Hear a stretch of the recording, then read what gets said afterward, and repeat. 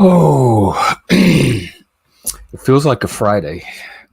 I'm stuck in Friday. I'm going to wake up tomorrow in another Friday.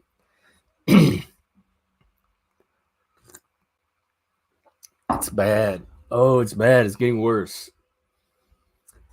So today is just going to be a little explore. It's me exploring this rabbit hole of implicit bias, and it's when I left and all the things I'm against and my values, I try to break it down to things that are very specific and concrete that I can point to and people can understand easier. And the speech restrictions that are showing up are one of them. Like people getting penalized for saying completely normal things, not legally, but through these like extra legal social and institutional means that they have now.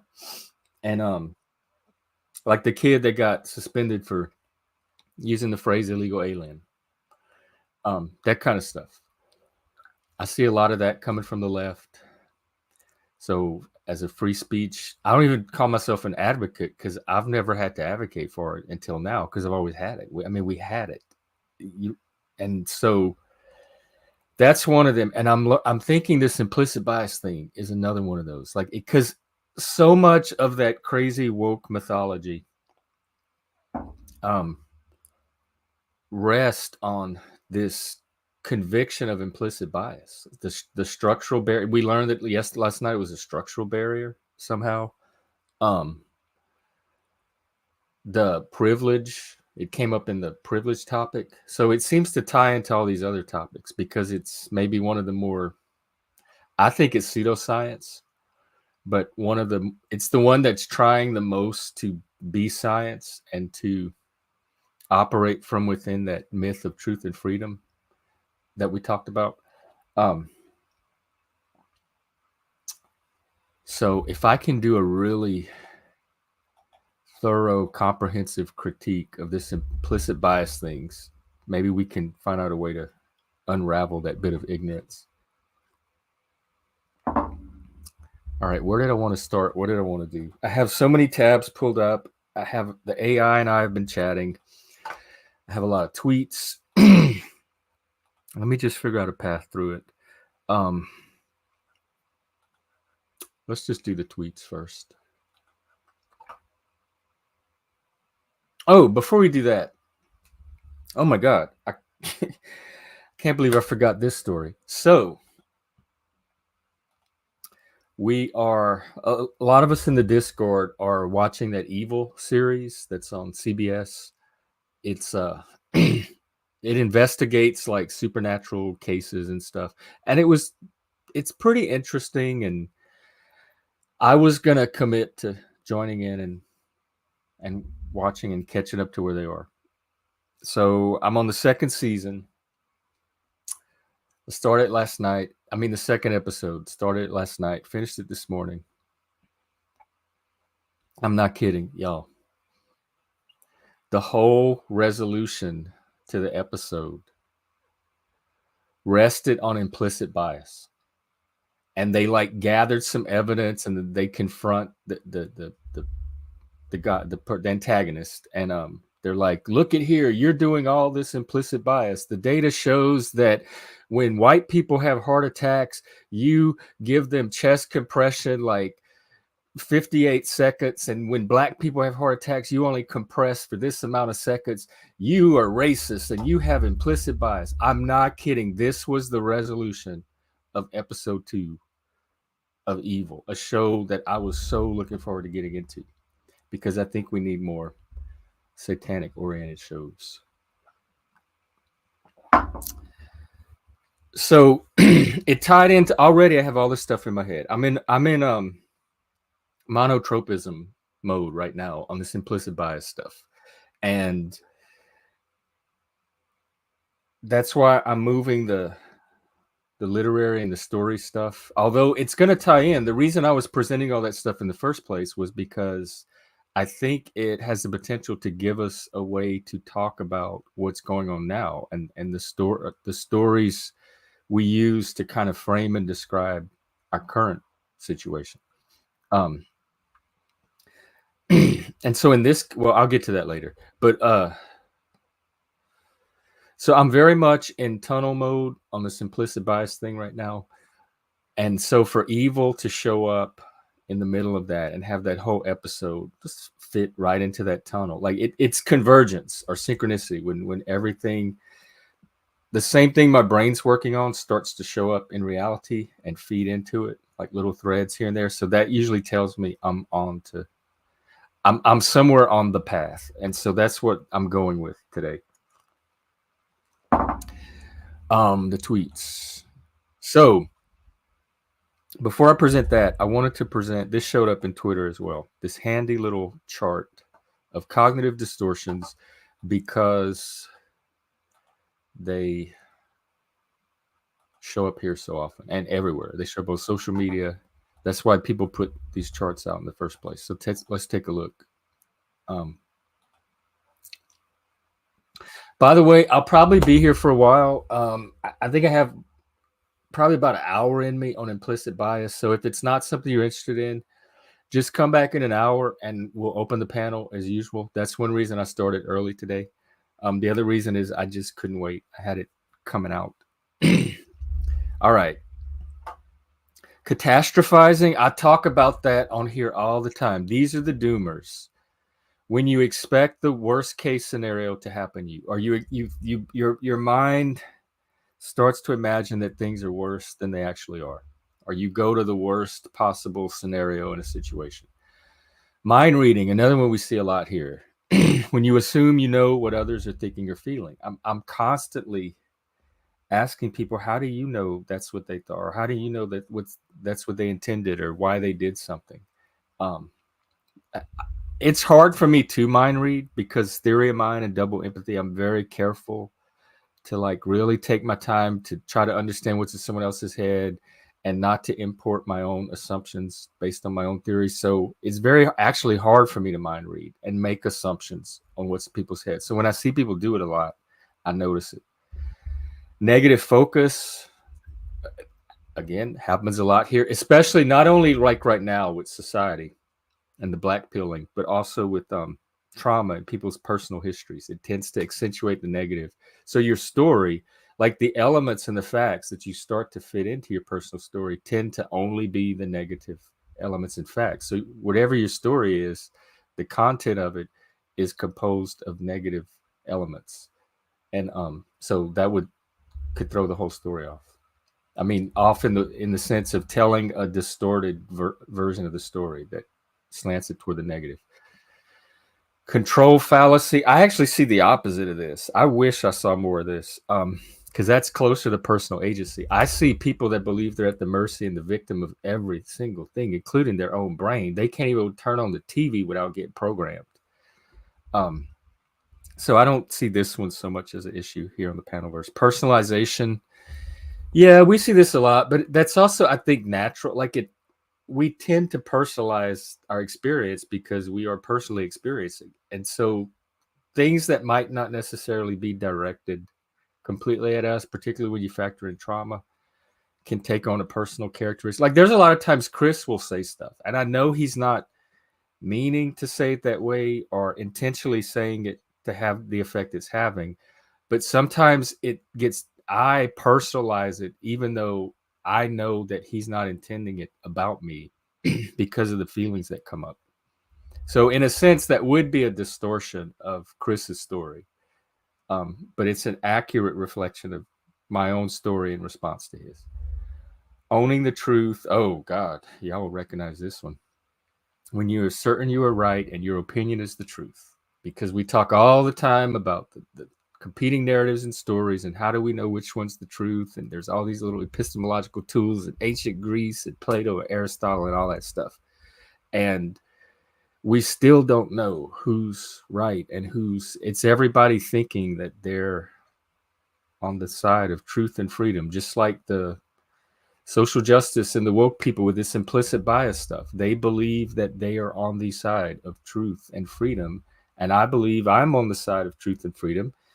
We just have different epistemologies. Their epistemology is postmodern and relativistic. We're back in ancient Athens and the sophists, where truth is relative and it's whatever you can persuade people is the truth, as they have done or seem to have done with this implicit bias thing.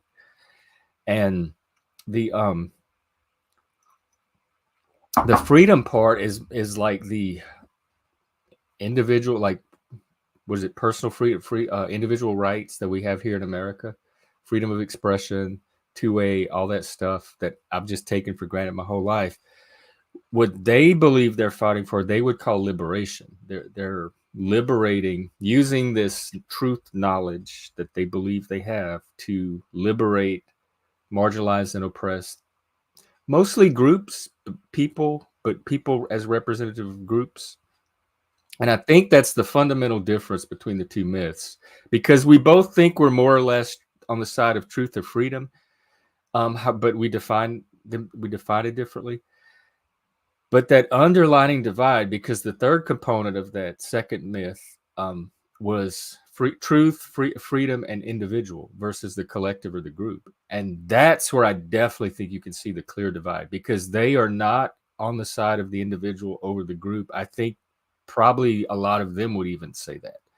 The individual only seems important to the extent that it's an avatar for group advancement or group analysis. And they don't seem to have a really solid, firm, robust set of stories that valorize individuality and the individual independent of and over the group. I mean, intersectionality is just one group identity layer over another till you can't find the individual anymore, until you have enough intersectionality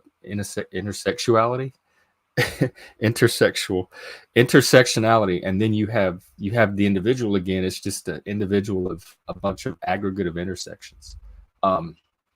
So that's where I see the main difference, and then the difference in epistemologies and our concept of what freedom is, freedom versus liberation. Okay. Should thinking, I don't call it this, but I notice it on here. When you have rules or expectations of how things or people should react, I notice in two ways. Like, a lot of people, maybe it's a neurotypical thing, seem to be socialized to be very sensitive to the rules or expectations of other people, and prioritize adjusting to that to the extent that they can, as quickly as they can. And the other way I see it is people that come on here and have really strong ideas and opinions about how other people should act. And that's just odd to me. Maybe, again, the autism, maybe being Cajun from South Louisiana, we just don't, it's not a culture where we are in the habit of telling other individuals how to be, act, think, do. And so it's weird to even have opinions of how somebody else, I mean, we have social parameters like religious Catholic opinions of what you should and should not be doing, and normal middle class or even rural class social opinions of what's acceptable or not, but they're very loose and broad. It's not this kind of should thinking. Emotional reasoning, I'm glad they put this one in the center, or one of the center, because this is definitely one that I find central to here, where people believing that how they feel is reality. Feelings are fact. Like that day that what's his face came on, and all of the women started having these, even some of the men, these vibes, and they were reacting to something completely nonverbal that I could not see, and everybody seemed to be in on it, and they were accepting it as a fact. And I went back and analyzed the video. I couldn't see what they were looking at. Their emotional reaction was feeding them some truth that they were convinced was real. Overgeneralizing, yeah, we see that a lot. That kind of feeds into the catastrophizing and the conspiracizing, which I would put on here too. Like, you see one or two or three things and you think it's this. We talked about that when we talked about explanatory styles the other day, how you narrate things to yourself. And if you extrapolate to a larger scale than the facts actually warrant, you can have a different subjective experience psychologically than if you don't. Labeling, when you label yourself or someone negatively, such as I'm a loser.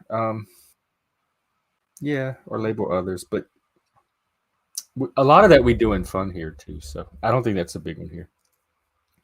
Just world thinking. When you assume that everything in the world will be balanced fairly. Oh my God, can we blow this up and put it on a poster and give it to the woke and have them put it in all their schools and offices?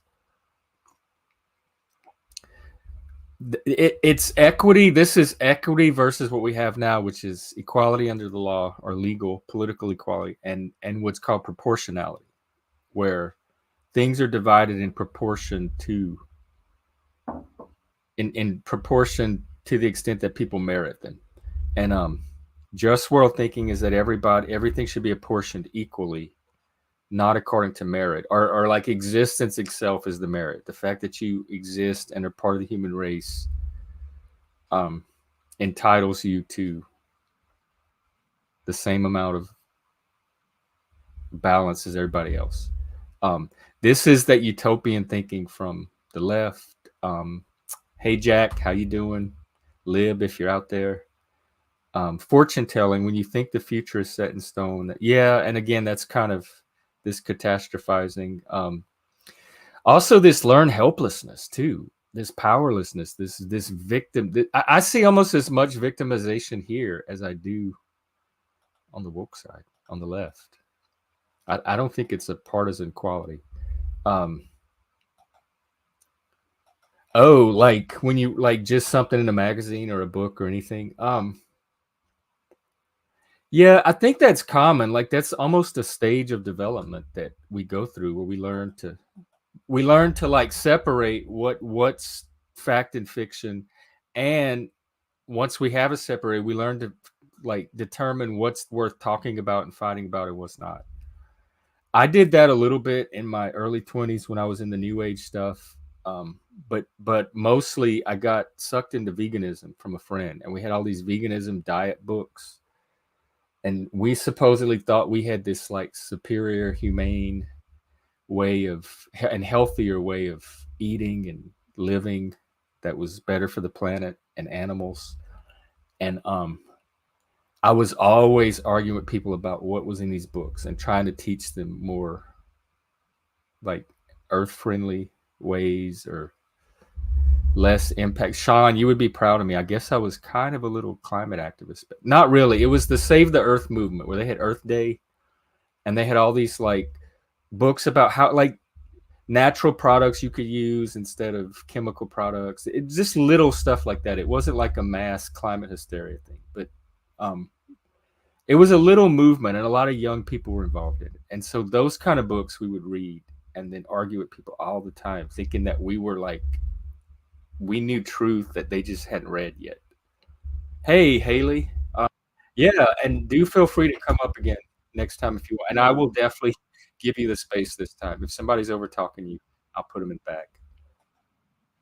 All right, let's get back to this DEI crap.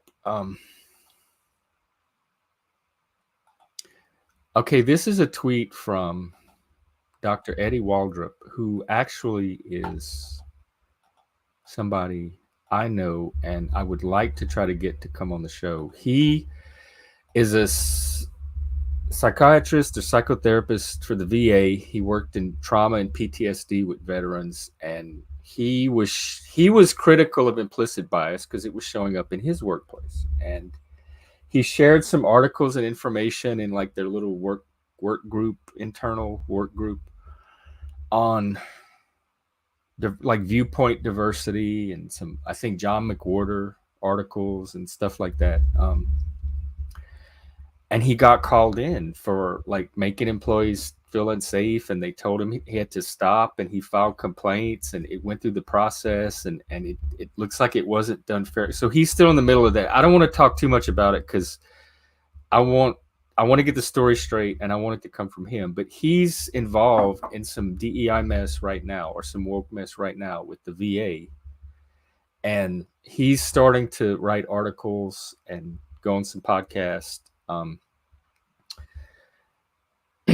And so I would like for him to come and talk about this too, and kind of talk about his story with, because again, I call this the conspiracy theory that's real, because it sound like all my friends on the left think that I'm just over exaggerating, imagining some of this. Like this. I'm their version of a conspiracy theorist, and their version of they're my version of their one because I think all this implicit bias and racism stuff is a conspiracy theory. There's nothing there behind it. I don't care how much sociological, methodological, critical tools you think you're fabricating in the academies to find it. They're not.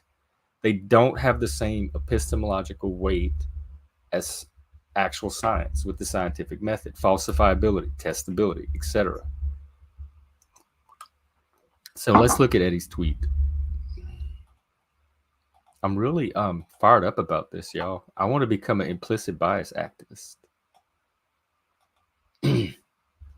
Okay, for quite a while, I struggled to understand what was happening with microaggressions, implicit bias, and race-based stress and trauma. How were these things said to exist without intent? What logic, reason, or evidence, hi, hello, you see why Eddie and I are friends, supported these concepts that have such poor construct validity? Look at that word, poor construct validity. This is what we're basing policy on. When I learned about critical race theory, how it is related to neo-Marxism and postmodern philosophy, that's the liberation I talked about, and the postmodern epistemology from the left that makes up their myth of truth and freedom. It all fell into place. If you reject reason, logic, evidence, and objectivity, you'll recognize that description from Frye's presentation of that second myth of freedom. Then it makes sense. Then you get bad psychology focused on divisiveness and burning down Western civilization, and why I speak out against it without reservation. Now, hell yeah, me too. I'm joining the army as of right now. This is my biggest problem with it, divisiveness. So here in Washington State, y'all saw that often. In fact, hang on.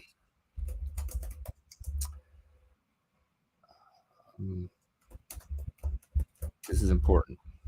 Y'all need to see it concretely in action.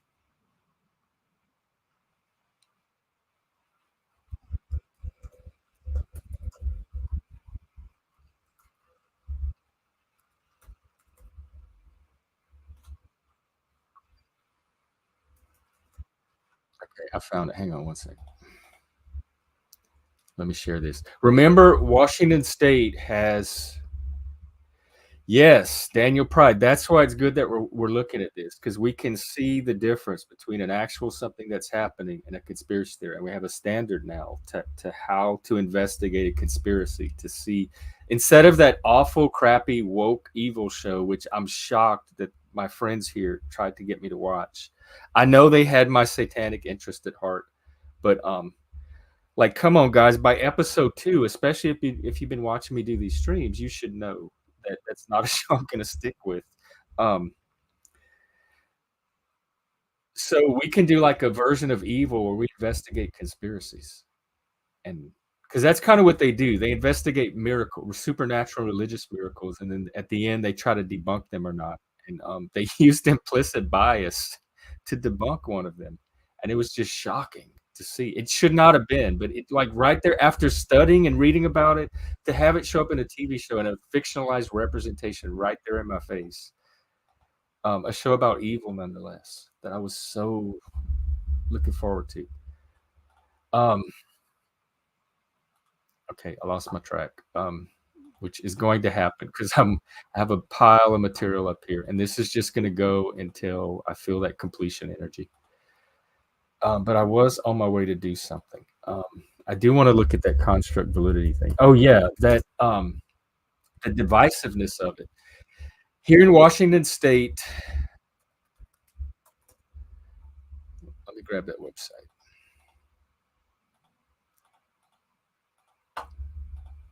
Where is it? I just had it.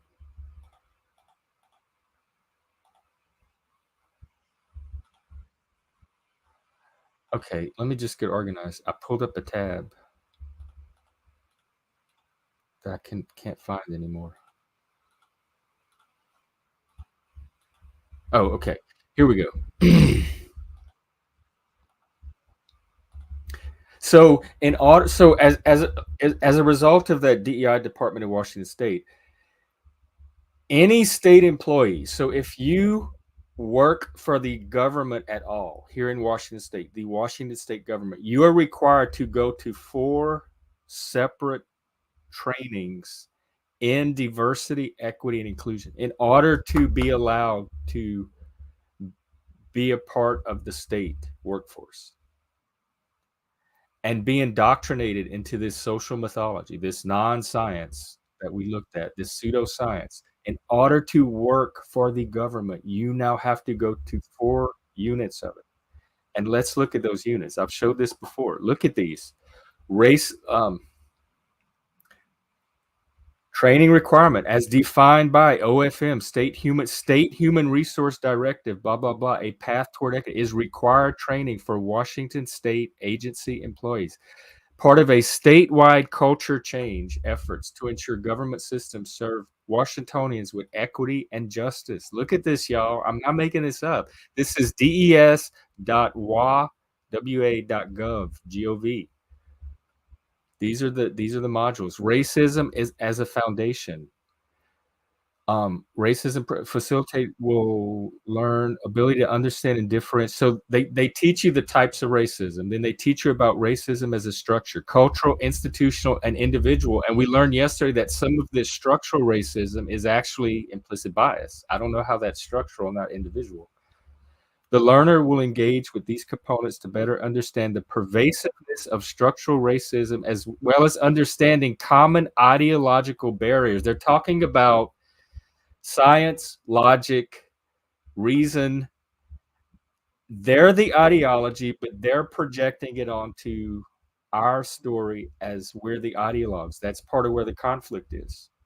And that's part of what I'm trying to use these stories to help bridge, like get a meta perspective on to bridge and navigate. There's supposed to be a map. And the idea is like what connects us are stories. That's what connected us as a nation, as a group, a culture, subculture, whatever. And we need to, like, all of our stories can be connected if we can find ways to connect them. And I think this map will give us a way. But like locating our stories in relation to the stories of others and the dynamics between the stories, I think is going, or at least this is an experiment, maybe give a way to tie all of our stories together in a way that unites us instead of divides us, if we can look at them structurally and kind of meta narratively like we're doing. And so their story that they're telling themselves is this implicit bias, racism stuff. The cost of being othered. I could teach this whole unit probably better than anybody they're hiring. I have so much lived experience in this. And then moving from them to us. Oh, this is the really disturbing part. From the performative actions of inclusion to the transformational process of belonging. So it's this inner transformation. You can't just go through the motions. And this is all just to work for the state. Like, this is not some like spiritual weekend retreat that you sign up for to voluntarily do this. This is just to get you in the door as an employee of Washington State. Using psychological theory, which one? The social justice psychological theory that we're looking at now, or the scientific-based psychological theory? And innovative interventions. So innovative who? Innovative what? In a training? Innovative how? What kind of interventions in a training to be an employee you're going to use? Interventions are things that are used in healthcare, education, mental health. They're like solutions to if you notice a problem or a goal you're trying to achieve, an intervention is something you can use to help you achieve that or help change the outcome, or like, so I don't know who's doing these interventions, where this innovation is coming from, and why it's showing up in a basic state employee training. But I am trying very hard not to over exaggerate what I'm discovering. I'm trying not to catastrophize. I'm trying to stay very grounded and reasonable about this. And it still looks like fucking 1984, Brave New World. It looks really fucked up. It looks like a a cult of social mythology that cares nothing about reality and uses pseudoscience to reinforce and support existing beliefs about racism and groups and liberation and Marxism and postmodernism and all that other crap, is finding its way. We already know it got into the academies. It's now in healthcare, mental health care, peer support, um, law schools, legal medical schools, and some state governments, and we looked at the federal government the other day with that Biden order. Oh my God, I don't know if I can even. I wanted to do the history of it and see how it even came to be. Let me focus on that real quick. I'm going to glance at the Wikipedia article.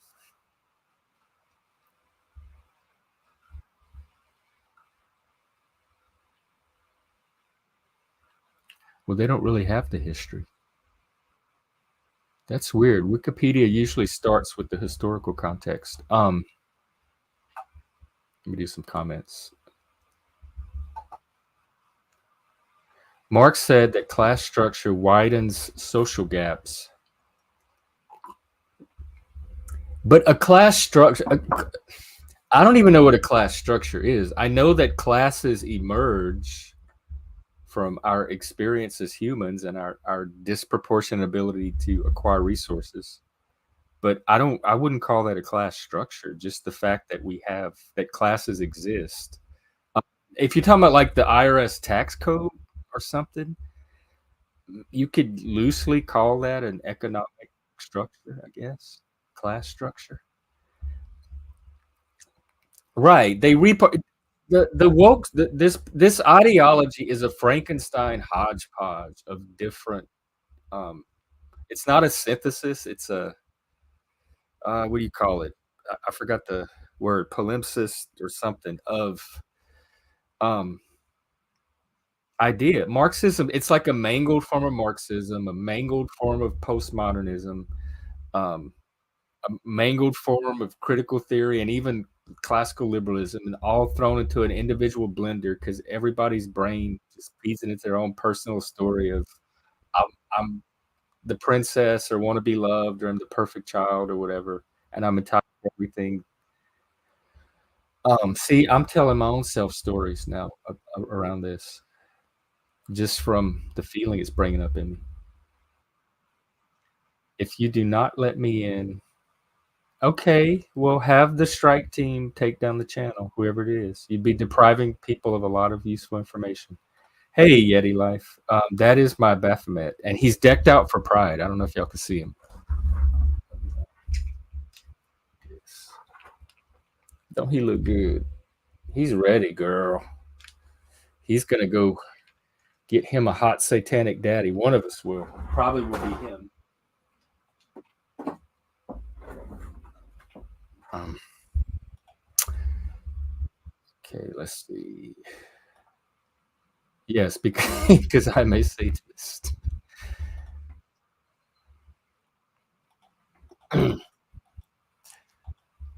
Yeah, Brandon, you're not coming on the channel anymore.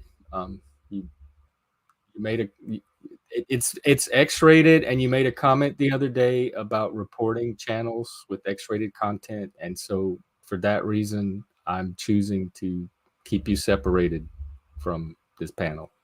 You're welcome to hang out in the comments, and maybe you can team up with Zebra Task and join the strike team and try to get me shut down. All right, where do we go with this implicit bias stuff from here? Oh, the history of. Oh, and another point I wanted to make about this that I didn't realize, this came up in the 2016 election. I mean, it came up in a debate with Hillary Clinton. I'm going through an interview right now with Mike Pence, Hillary, Lester Holt, all talking about implicit bias, and Hillary is like saying, I think implicit bias is a problem for everyone, not just police. I think unfortunately too many of us in our great country jump to conclusions about each other, and therefore I think we need all of us to be asking hard questions about, why am I feeling this way? Is that the purpose of the state, to help us examine why we feel the way we do. I don't even know how to I don't even know what emotion to have. I don't know if I should have panic because if this is dystopia or if this is absurdism or surrealistic humor. I don't even know how to what emotional reaction to have to all it's so, like, through the looking glass for me that I can't even process it. Maybe that's the point. It's so crazy you're not supposed to be able to process it. It's supposed to circumvent that rational side, which religions kinda tend to do. So, she was all into it in 2016, and Trump had come out against it or something like that, and all of this was invisible. If I had known about this and known this was going on even way back then, I would have probably voted for Trump too. So his vote's making a lot more sense now. I mean, his victory, or it would have if I had known about all this. So, hang on, there's one I think I'm gonna do 2 more things. I'm going to do thought I had an article on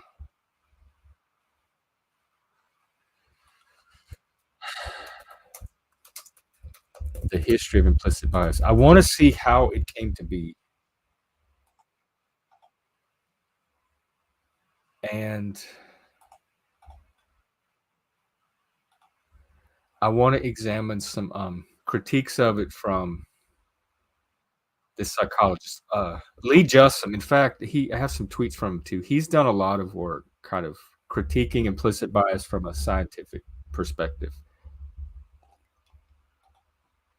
History of the Field, 1954, Alport, The Nature of Prejudice. So they were studying prejudice, okay.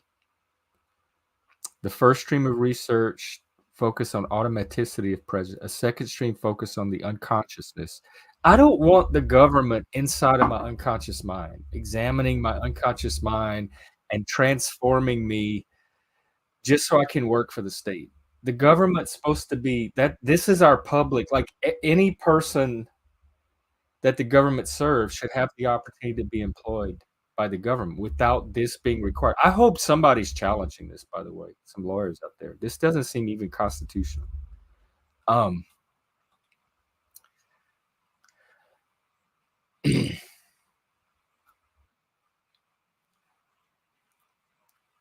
all right.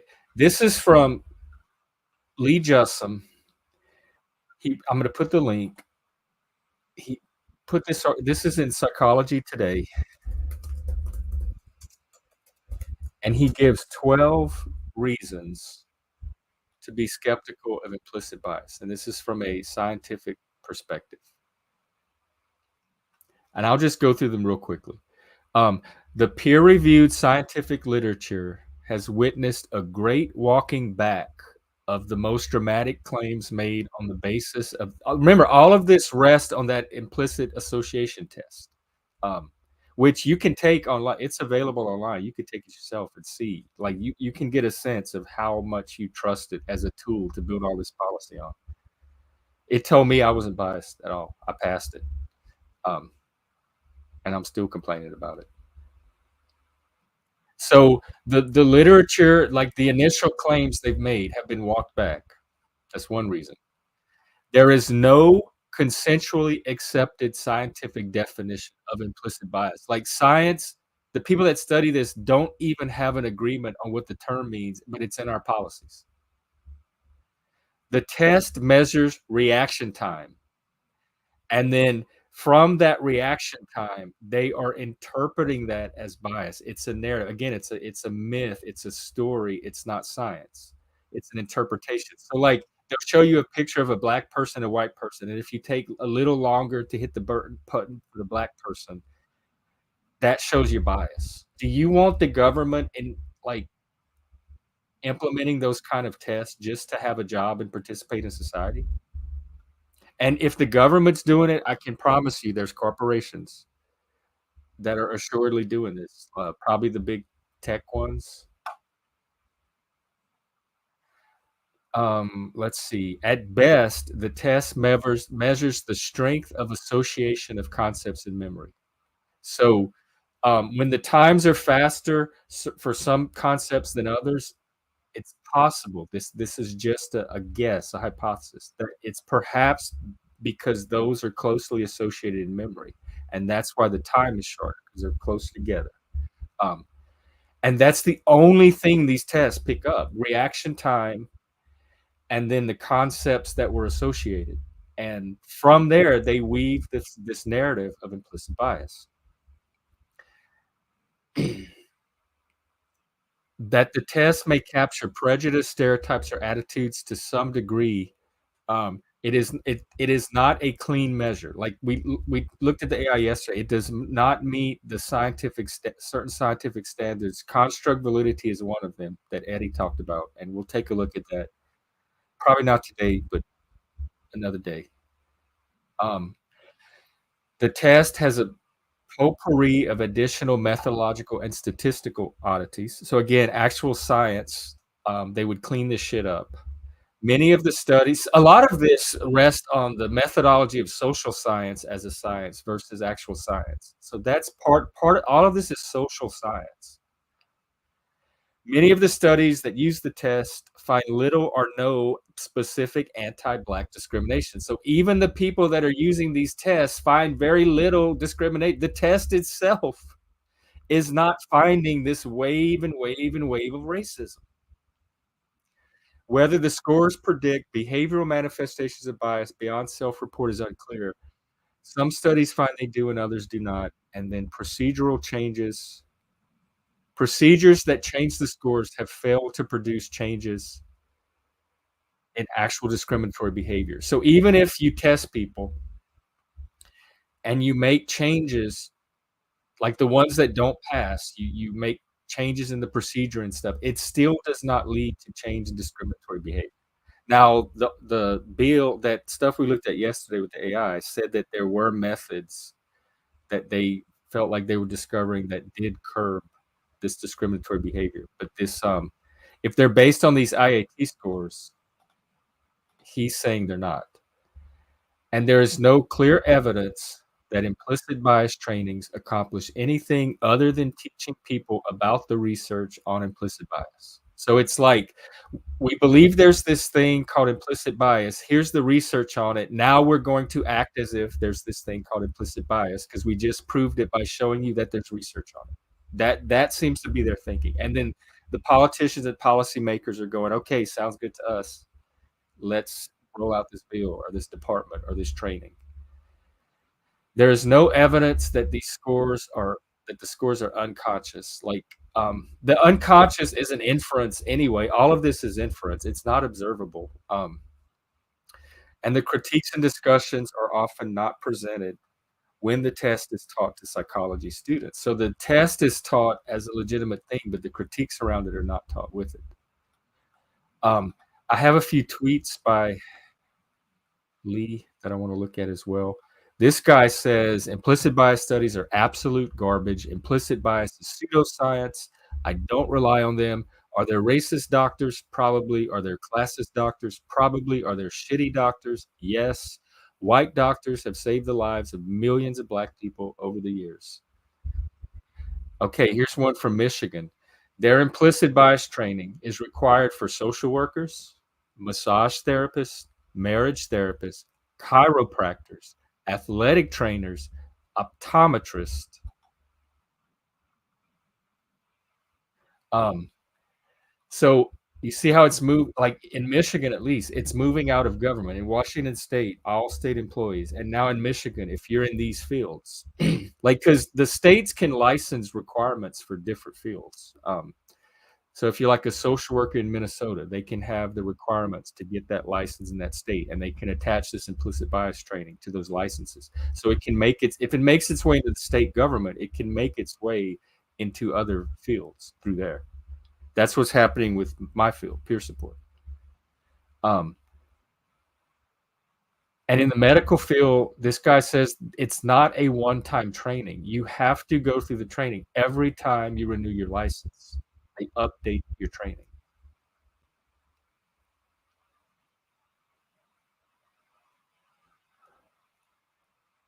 Let's see. This guy says he has a book with research on how the implicit bias research was rushed into the mainstream before it was ready. Again, bad science. So when y'all talk about not trusting science, this is an example of bad science. And the one reason I'm want to focus and highlight is so much is to show you what bad science is, so you don't think that when I talk about science, this is what I'm talking about. If this is your idea of science, you've been miseducated or you've had an experience with pseudoscience, and don't let that color your experience of actual science. Okay, here's one from Lee. He says, with all due respect, psychologists have known that people have biases of which they are unaware going back to at least cognitive dissonance in the 1950s. The implicit bias craze, driven mostly by this implicit association test, is dubious at best and BS at worst. Indeed, this is a Mott and Bailey. The Mott is that people are not always aware of their biases. Okay, sounds harmless enough. Here's the Bailey. 80% of Americans are unconscious racists. That Bailey looks more like what I'm seeing in these DEI documents from the state and federal government than it does this Mott of most people are not always aware of their biases, which we've always known, and it's never been an issue for society until these tests and these neo-racists made it one. Conclusion, it is literally true that people have unconscious biases, and this is important and true. But the way it's true has nothing to do with wokeism, and the way it is important is mostly BS. The second point, institutions can maintain racism. Again, this has been known forever. That's what Jim Crow was. And also redlining, that institutions can maintain racism is not a contribution of wokeism. And Jim Crow and redlining have been dead for 60 years. That's what I keep saying. Show me the current versions of the institutional maintenance of racism. Something other than implicit bias, which is individual. And Lee says, perhaps this is my fault. Perhaps I did not articulate my question as clearly as I intended. So allow me to clarify. What are wokeisms?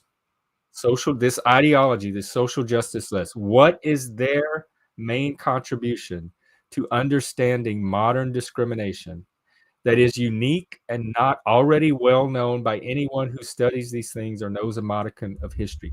What did they not repurpose and re-highlight and re-emphasize from existing stuff that we've always known about? What have they added that's new to this, other than this bureaucratic apparatus to enforce this as social truth?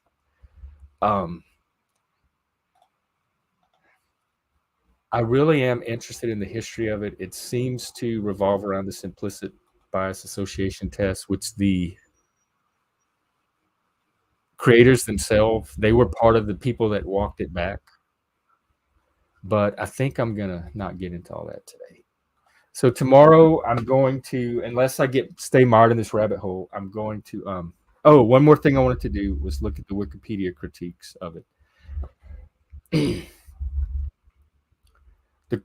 Just this briefly, bullet points. The correlation between implicit bias and discriminatory behavior appears weaker than thought. That's from a recent set of researches examining 426 studies over 20 years involving 72,000 people, over 72,000 people that use this test and other similar tests. So that's a huge body of data that this meta-analysis studied. And they concluded two things: that the correlation is weaker than previously thought. I'm not surprised when you apply actual science to this that you're going to find these errors. And there is little evidence that changes in implicit bias correlates with change in person's behavior. So even if this is a thing, and even if you use these interventions and these trainings, and they have this marvelous, wonderful transformation process, it doesn't actually translate into behavior. They're still going to act and do the same they've always have, because they're humans, and we live in a society made for humans, and that's what our policies are made for.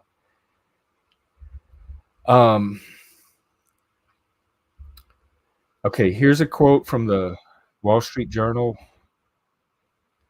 It says, "Few academic ideas have been as eagerly absorbed into public discourse lately as implicit bias." Yes, because it gives us meaning, not truth. People have a need for this as meaning to make sense of their experiences of disparity, etc. It's a meaning um, tool. It's a myth. It's not a truth tool.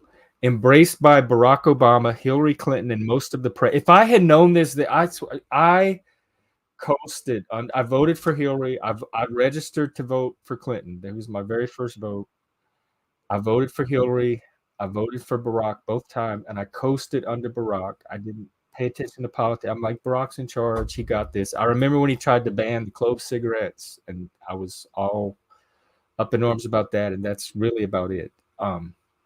And I remember how they like had to gradually evolve on gay marriage. They weren't like out of the box, yay gay. And so if I had known about this implicit bias stuff, because I wasn't in the workplace or the corporate world, so being marginalized from the system actually worked to my advantage because it kept me protected from all of this, or I would have been in this state that many years ago. Um, Embraced by Barack Obama, Hillary Clinton, and most of the press, implicit bias has spawned a multi-million-dollar consulting industry. Wow. Well, I want to spurn like $1,000 anti-implicit bias consulting industry in response. I could at least try to do that, along with a movement to remove the concept of individual agency from the law. What? Yet its scientific basis is crumbling because it didn't have one in the first place. That wasn't a scientific basis. That was a pseudo-scientific basis. People that know science know this. Along with a movement to remove the concept of individual agency from the law. By the way, did y'all hear where Oregon or something is releasing all their prisoners, or a certain amount of prisoners? Um, I saw that come across the crawl. So this journalist suggests there's still political and economic incentive to use the implicit bias paradigm because it's a political tool, and it there's people that profit off of it. But it should not be in policy. It should not be at the state level. It should not be in state trainings. It should not be in mental health trainings. It should not be in the mental health federal department. And it should not be trying to creep its way into what I'm doing here. There's also concerns about the test itself, like that construct validity. The original authors, their name are Greenwald and Banaji, and that Banaji person was the one that was in that Hillary Clinton interview that I'm going to go back and watch. Given the relatively small proportion of people, this is their quote, who are overtly prejudiced. Okay, so this is the people that create this test are saying that the amount of people that actually have this kind of prejudice is small, which is what I've been saying, and how clearly it is established that automatic race preference predicts discrimination. It is reasonable to conclude not only that implicit bias is a cause of Black disadvantage, but also that it plausibly plays a greater role than does explicit bias. So that was their initial claim. Then they had that peer reviewed and some peer research look at it, and then as a result of that peer review, this is their current claim that they made, that the test does not predict biased behavior in laboratory settings, which means we can't assume it's predicting them out of the laboratory. And it is problematic to use the bias test to classify persons as likely to engage in discrimination. Now, they do say, regardless of inclusion policy, both meta-analyses estimated aggregate correlational effect sizes that were large enough to explain discriminatory impacts that are societally significant, either because they can affect many people simultaneously or because they can repeatedly affect single persons. So let me close on that. Listen to this again. All these analyses I'm talking about, they did find aggregate correlational, not causational, but correlational, because effect sizes that were large enough to explain discriminatory impacts, etc. That's what the AI was talking about when he's like, there's enough evidence, the social sciences have enough evidence. He's talking about, remember, they look at large data sets. He's talking about these aggregate size, but that's not anywhere near the individual level where it supposedly happens on, but they're extrapolating from that. And um because they can reflect. Oh, anyway, I forgot what I was gonna say, but I'm just gonna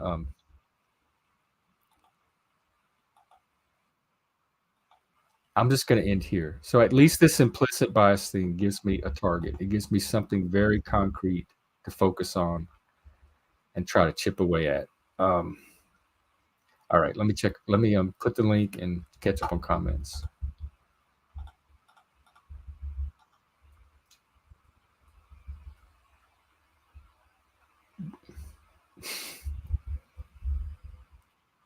All right. Right. Are you talking about like the government helping you learn your biases and being inside your head and all that? Dobes, do y'all have anything like this in Norway? Well, I mean, Norway is the perfect test bed for all of these sort of policies. We definitely have. It's just Oh, you're we've coming been. in kind of roboty. I don't know if it's me or you. Is it okay if I'm just talking like Oh, this? What do you mean? yeah, I think you're good now. Yeah, I think that was just me talking in a certain way or something. I don't know.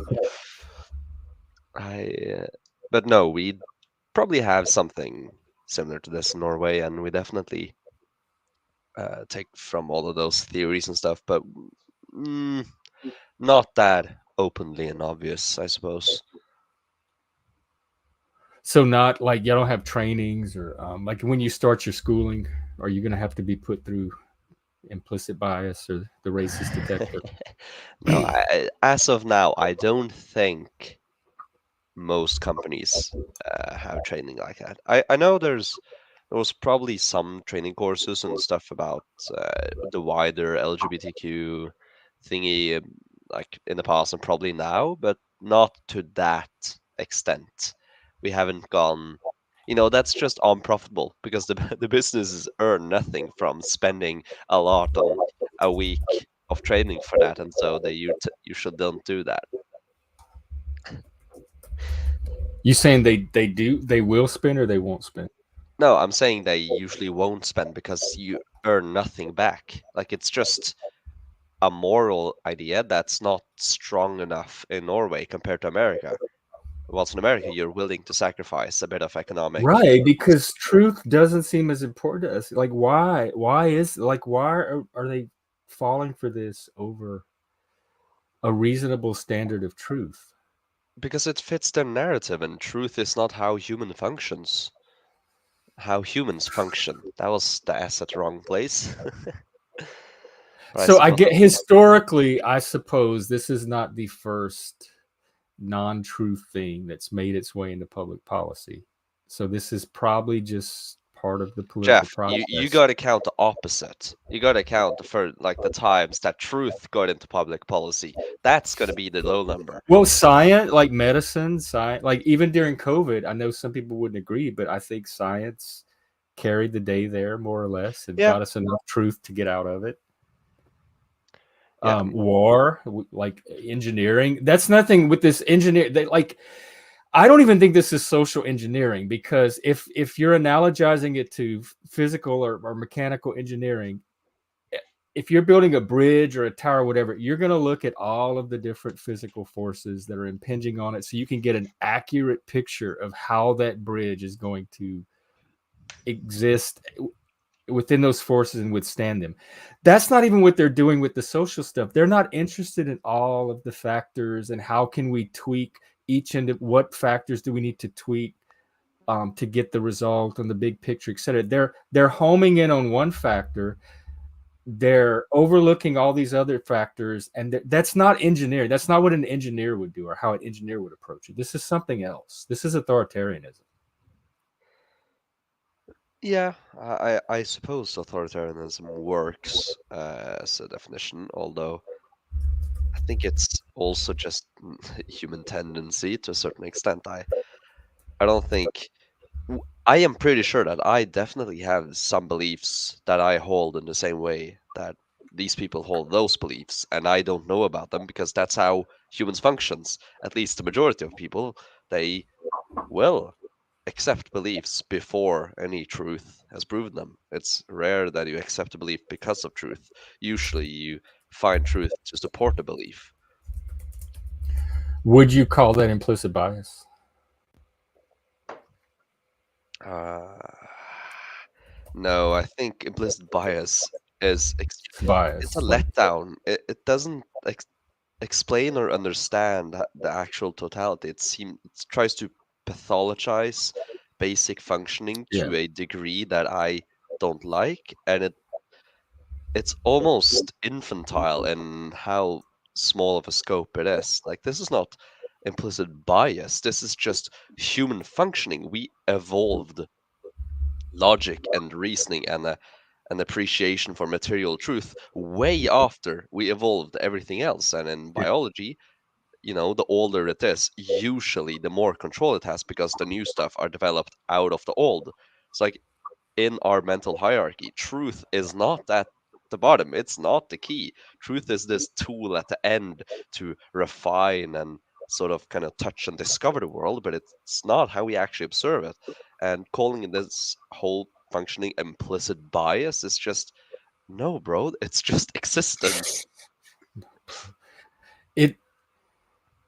How do we try? I believe what you're saying, and so if this is ordinary humans being humans, and I'm just like seeing the cognitive surface layer of it, and it's looking weird to me. How do I translate their actual story into mine? What's going on here when you peel all that away? These are people that feel left, like unable to participate in society because they internalize some, because of the color of their skin, or their cultural group, whatever. They internalize some narrative about themselves in relation to how they perceive the rest of society, and for that and there's enough of them doing it that they get together and try to figure out, what's going on here. How do we get a piece of the pie like everybody else? Is it just like normal group, like cultural assimilation and integration and stuff, and this is To a their certain version of it? extent. I feel like that's going to be my catchphrase, just to a certain extent. But no, there's a great Nietzsche quote. I can't find the direct citation, but I like paraphrased. People would rather. Wait, why did I forget it whilst I was saying it? Wait, okay, so people would rather. They would rather accept a bad truth or a hurtful belief than no belief at all. And based how this is related is that people usually, instead of just not understanding something, they tend to just take in a belief even if it's bad. They don't understand actual history of racial bias or whatever you have it in this conflict between blacks and whites, and so they take in this belief because they can't take in the belief, that was crushed down, the KKK belief, you can say, that kind of, they can't take in that's wrong, but they can't be without any belief on this at all. So they have to accept some sort of belief, and they accept a hurtful one because that's less hurtful than having no beliefs at all. And that kind of speaks to probably why people will always try to have an opinion about everything, at least in the modern age, because we are Because we so all have a bereft. story. Like we can't be without a story about Yes, something. we're bereft of meaning, and so we have to be engaged in everything for this desperate search for meaning. Like, would it in the Middle Ages, a Hungarian peasant didn't care about the wars and humanitarian disasters in France. He just No. cared about his crops and his king. Like that was his mind, and maybe God too, of course. Like God, wife, children, crops. That's it. That's all he cared about. But in this world, we have not. We lack this sort of big picture narrative. We lack religion, you could say. Yeah. Uh, we Or don't. even It doesn't small mean picture. true, but usually the small picture, if it doesn't relate to a big picture, it is not as completely fulfilling. You need to. It seems you need to structure it all into a bigger meaning. Now, when I say religion, But oh, go ahead. yeah, when I say religion, I don't mean that we need like explicitly Christianity or Hinduism or whatever. I mean more in the sense that just as with language, religion has been with humans for long enough that it has evolved its own sort of functioning in the brain. Our brain Yeah. is adapted to religion. Now, it doesn't mean that religion as it has been is needed, but we need something to fill that biological function that needs in some way to emulate Well, that's what I was going to traits of ask. Is religion. if because I don't, like you said, people are not consciously thinking through all this and adopting the belief because of that. They're just doing it. So why do people adopt the beliefs that they do kind of instinctively? I believe things, at least I believe, because they make sense. If something doesn't make sense, I'm less likely to believe it than if it does make sense. So that's kind of my rough heuristic for how I adopt a belief. But how are like ordinary people, are they using sense, or are they doing what makes them feel good or what feels right? What's their epistemology for why they adopt one belief and not another? Okay, so you can look at it as depending on how potentially affective this belief can be, that decides them the way they adopt it. Because if it's not too important, or if it's not that vital to them, if they get a certain certain eh, Like flat Earth, yeah, yeah. Okay, so I completely lost my train of thought. belief, Okay, like so why where was people I? believe, Where was I? how we adopt belief. Why do we Oh have yes. the So beliefs we have? depending on the value of what you're trying to adopt. So if the potential outcome of the belief you're trying to adopt is very high for you, either negative or positive, reason is on the back burner because reason is slow to a certain extent. But it can also be fast, but it's faster to just accept something based on emotions than reason. Like we can all understand that. And if it's so important that you accept this, or that you accept this, you won't really bring in reason, because reason has the potential for not accepting it, finding out it's wrong. So usually the most fundamental beliefs are just accepted based on other factors than reason is, as I said earlier, like this, it's the veneer of the perspective on reality. It's the edge, not the whole thing. But mainly what is most important for people is w- what kind of thing derives meaning in your life, and can you extrapolate from that meaning what it or that would mean for the new thing, you know so religion, what would religion say about this is a big one in that example. But also group, like what does your group say about this, or if you can't actually observe them, what would your Yes, group think that about makes this? sense. Because it and groups can be defined differently, and it doesn't mean that the conscious definition of your group is the same as your actual group, Right. because the way your brain views reality is very different from how you consciously view it, because the consciousness is only a part of the brain, it's not the whole brain, so you can't look into the black box, input in and output out, but you can't really look into it. You don't know what's going on in your brain. Like, despite me talking here as if I'm this mental prophet and I know exactly how the brain functions, then I don't know. Like, But I know what's going on subjective. I know what's going on in my yes, consciousness at any given time. but that doesn't mean that you're right. That doesn't mean that how you No, well, observe that what's going on is correct. I'm I'm phenomenologically right. Like I can, whether it's actual, it's Yes, that's true. phenomenologically real. Like a dream is real. Conscious, like to consciousness, a dream. It's a content of consciousness that can be described and studied and examined. Frank, you just I don't think it's Dolbez. I think it's No, it's no. interest level and maybe capacity. Oh. But I'll Ah. stop at interest level unless you push me. Well, you didn't stop though. You did went past I stopping did. at Well, interest level.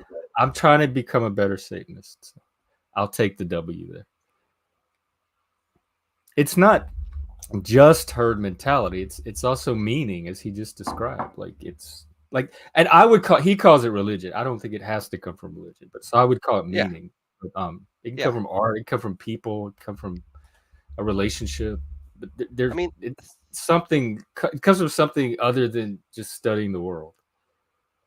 I would probably be so radical as call communism and fascism also a religion, because it functions on the same part of the brain and it has the same, similar tenets and everything. So like I a would call that secular religion too, religion, or not, both from a or religions or spiritual ideologies or something.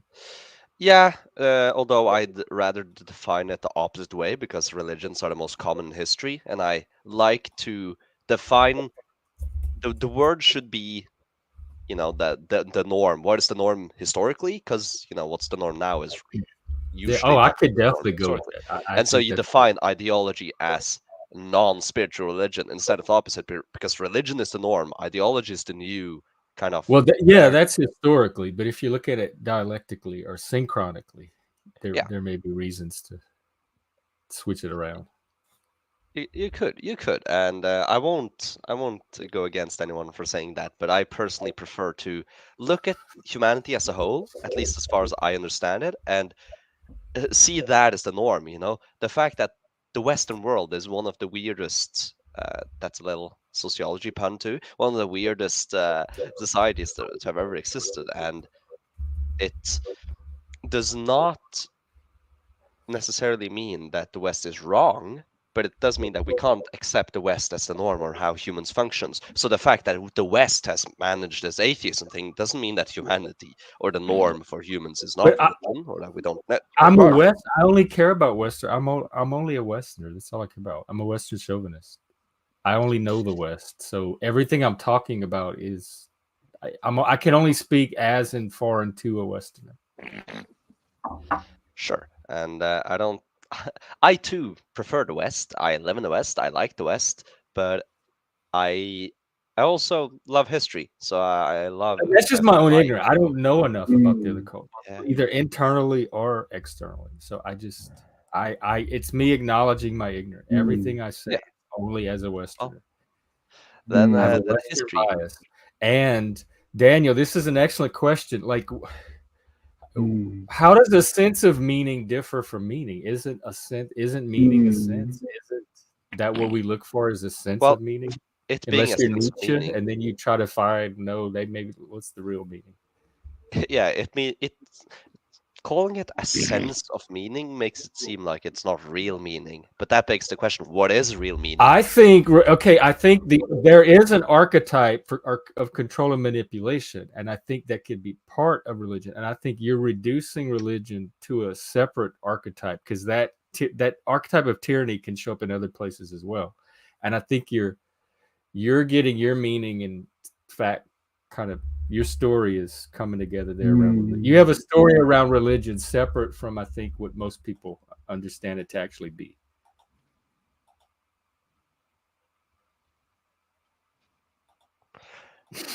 I Well, Frank, we're here to help. You know that always. Freak, how are you? always. What's up? You're in the dark today. How appropriate. Hey, I hey, what's up? Hey, well, am hello? I gonna keep? Do I get my channel? Is that a strike? Yeah. Are you there? Hello? Is this? I hope it's Freak. Are you there? Can you hear us? Hello? Yes. Hello? We are you there? Freak, can you hear us? Hello? Well, to be fair, it would be very weird if he couldn't hear us because he's been sitting in this streaming hard stream for ages. Like, it would be very weird if he couldn't hear us. It might be Steven. Yeah, I did kind of hear the voice. Well, that was weird to you literally, huh? I I don't even know what to make of that one. Where were we about belief and myth and Well, bias and all that? I considering got so Frank's all excited. I thought it was statements, maybe it's pertinent to move on from this because he's for the good of your stream, huh? move on from implicit bias. Oh, implicit bias. Ah, I don't know. I'm only half joking. Oh, I mean we Well, can. It's to be fair, when I in my consider my own tunnel. actions and thoughts, it's very rarely where I'm fully serious or fully joking. I like there's always some sort of combination of both. So even in some of my, let's say, monologues, like there is a hint of humor, even if it's only me that appreciates them, or that rather.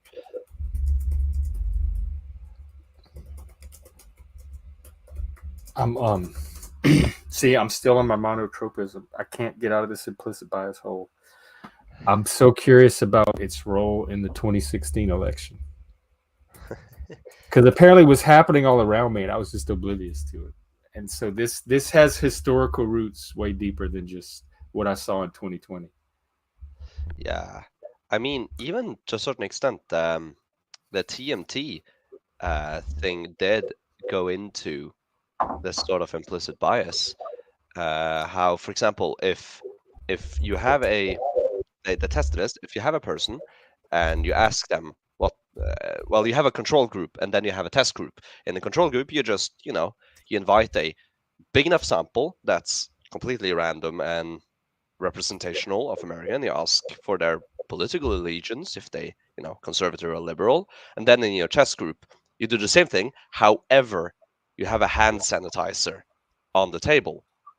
They would then rank a bit more conservative. And the main reasoning for that, and this is actually one of the more robust findings, is because one of the main predictors of conservatism is conscientiousness, the personality trait. However, you can split conscientiousness into two, into industriousness and into orderliness. And orderliness, you can, again, is basically just a measure of disgust tolerance. And by having this hand sanitizer, they are reminded more of germs and the disgust, and so they How is that not say more inference? conservative. You don't know what they're reminded of, especially you don't know which one's a neurodivergent, and you can't go off of a neurotypical theory of mind in the first place. And so all of this breaks down very quickly for me. It seems like a poor attempt at a narrative.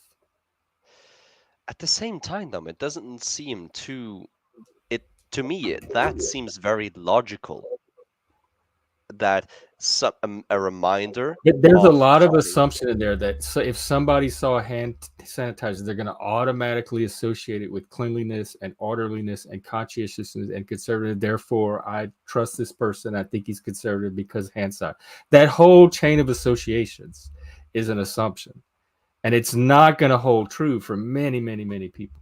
So to build policy around like the tendency of some people might make these associations. Well, to be fair, they didn't say that we should be policy around it. They just stated Well, as here in the U.S. Yeah, no, I'm talking about where I read this in the TMT, and it isn't. Another one they took was also something about lawyers, but I don't remember. Which, it's a bad guest saying something but not remembering the full story. But what I don't see the issue. I still don't really see the issue with some of that kind of arguing. Like the same with, I did a study in my high school about the effect of a death reminder on personality. And a few months later in math class, when we're having statistics and about hypothesis testing, I actually went back and proved that this is the chance of my result here being just from randomness, just the chance affected a sample, was about like 0.02%. So there's at least for one of them, which is anger control. So a reminder of death makes you perceive yourself as less in control if you're anger. That specific increase due to a reminder of death, or at least due to some sort of stimuli that we provided at the start. Death has a little more gravity than hand sanitizer. So and plus it's culturally conditioned, like how you conceive and experience. True, death. but the reason the hand sanitizer works is because that's, well, humans are associative creatures. Like one of the earliest forms of, for example, psychotherapy was about word associations. Like how do you connect words? And hand sanitizers goes very fast to pestilence and to disgust. And it's not some that disgust people, goes for to be maybe conservative. a statistical norm, but you like are Why should Something we makes work me against really the nervous norm? about basing anything really, but societal visions or political goals on the middle of the curve, because that cuts out, it's not all of us, it's a subset of us, and the rest of us get underserved by the system.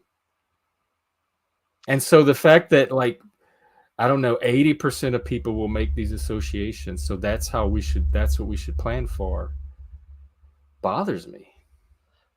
Well, I'll be honest. In most cases, I agree with you, but specifically when it comes to disgust, I think 100% of every single humans will have the same reaction to that because that's such a fundamental biological case. But with But most others, I disgust agree with you. also has a cultural component. Like what some cultures find disgust. If you went to my culture, you would see things that would actually disgust you that are completely normal True. for us that we But the celebrate. fact of disgust is Right, the self-evident. emotion, the physiological response of disgust, but what it's in, the stimuli for it are going to be different for different culture, or there will be Yes. some cultural component But to it. like this was in America on Americans. Hand sanitizer is, cleanliness, and that's, if you went to a Native And then American, before or yes, after COVID, the associations are going to no, change. no, this was way before, like 2016 or 2015, I think. So like, if you went to a Amazonian, like they wouldn't have that connection because they have no conception of Yeah.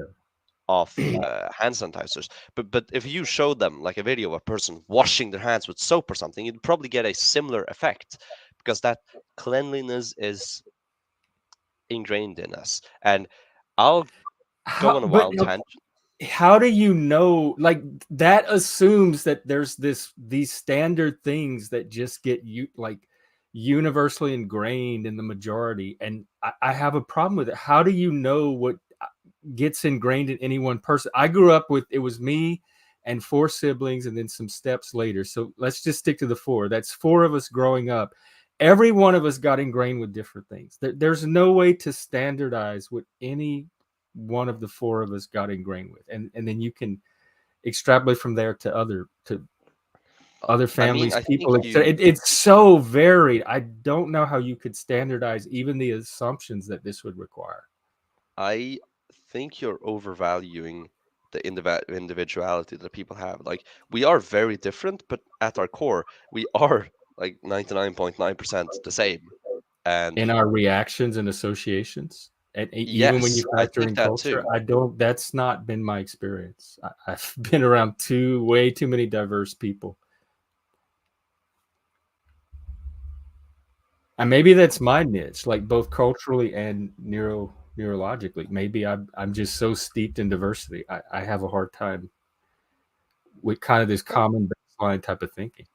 that could be. But let's go with the assumption that a lot of people don't fit into this, but the majority do.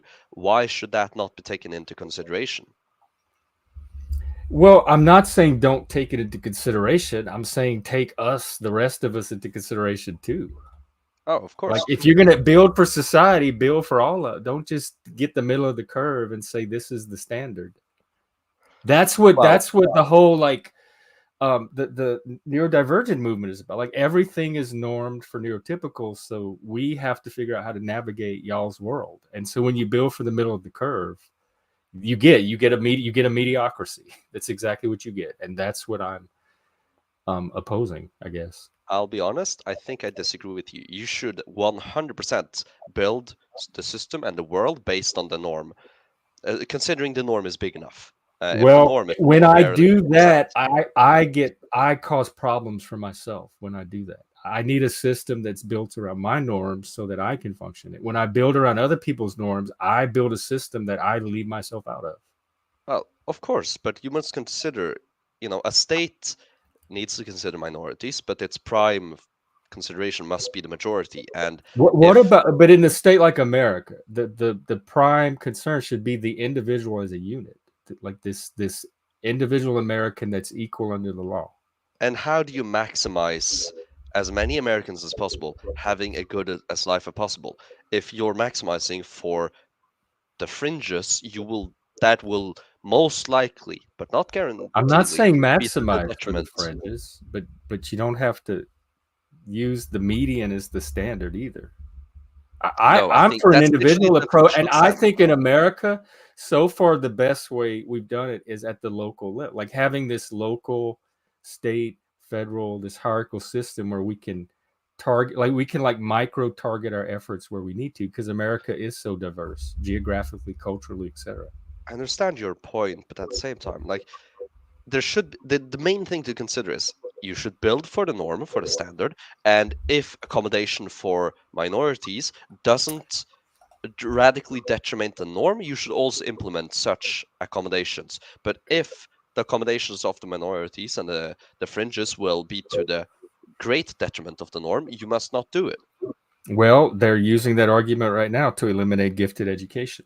So Yeah, I disagree with I'm gifted not down with education. I'm not down with you. Yeah, but well, now you probably now see my more, I am Norwegian despite harping on socialism. I'm still Norwegian, and I am against gifted education. I'm against splitting away people in Oh, education. Dobes. Wow. Okay, you're oh, I'm having like a big complex reaction to this because I'm reacting to multiple things at once, and one of them is many of my gifted friends have also taken this turn against gifted education after all of us growing up and developing within it, and me seeing the positive benefits it's had on them. So I'm having a lot of cognitive dissonance right now around intelligent people being against intelligent kids getting the support that they need to develop in the way they need to develop, which is very different from the norm. But I think if you separate it out, you And it may the be main different in Norway, but I can tell you here in the States, the public schools are not made for gifted people. We do not get the kind of education that you just got unless we that's get kind it of from somewhere outside of the school system. well, my main disagreement with, for example, I'm not opposed to some sort of gifted accommodation, but gifted classes or gifted schools, I disagree with because I think one of the most primary functions of the school system is to make sure that you will be able to function with normal people. Gifted people are not normal. That doesn't mean they're wrong in any way, but we're not I normal. And so disagree that the that's main, one of the functions of the school system to well, socialize a kid. You can only that's the most important socialize function. neurodivergence so far. Like a system set up to socialize the middle of the curve is not likely to be a system that's successful in socializing neurodivergent people to the norms that they need. It's going to try to socialize them to the norms that the middle of the curve needs, and it's going to Yes. stigmatize them if they don't fit in with that norm. Like, and that's how giftedness becomes this thing now that we're having a conversation about whether they should even really have their programs. Well, if they don't fit into the norm, they won't survive in society. Like society should Well, then it not. doesn't teach them to fit That's into a society. mediocrity. You're creating a mediocrity where the people at the top don't survive if they can't accommodate to the middle. That's Well a night. What said. you're describing is it's two things. It's my life and it's my nightmare scenario. Yeah, well, I think a society where people can That's actually function positive with each other at maladjustment. different If a levels. gifted person is not adjusted to mediocrity, it is not because it's not a flaw in the gifted person. He's ahead of where the curve is. It's you're building a society to your lowest common denominator or your middle common denominator. And this person that's already, it's like showing up in school knowing how to read when everybody's coloring their ABC worksheets. Where do you want the standard to be, with the person who already knows how to read or with the person coloring their ABCs? Like, where does that leave the person that knows how to read? If he can't fit in with the normal people, that's just wasted potential. Yep. And so, like, is there a different school for all the kids who eat Play-Doh? I think I went to that one too. Well, Hey, usually they Jeff, group them what's up? together. Long time. No. But Hey, what's going on? our main disagreement, Jeff, it seems, is basically what should be the role of society. I think that society is made by the norm and for the norm, and but I'm part of matter. society. Hello, I'm part of society too. I would like it made. I would like to help have it made for me as well. Like, so the message I'm hearing is, if you're not the norm, you have to sit on the sidelines. You don't get to help make society at all, and the normal people get to Pretty create. much. What's shocking me the most is it's coming from you, of all people, because you are not the norm. You would not survive in that society any more than I would. How much of this do you think? Living in Norway, arguing for his Christian utopia when he's the first person that's going to be in that volcano. I'm living in Norway. We have no gifted classes. We have no gifted schools. There's no separation in competence to the mostly. But there's already a natural separation. You know this from your own life experience. Yes. Well, yeah. What are you trying to equate here, buddy? You know, Can you make some sense? 1, 2, 3, go. My main point is that I value survival in society. Oh, you value survival? That's a very root thing to value, but go ahead. Very rudimentary, but please continue. And I think the rudimentary needs comes first, and if you can't survive, So what's after that? That's what I'm curious about. You should be able to benefit society, not leech off it. And gifted classes may work to some extent, but at the same time, I can show you. It depends on how living separation is. I suppose. Is this truth or is this your opinion?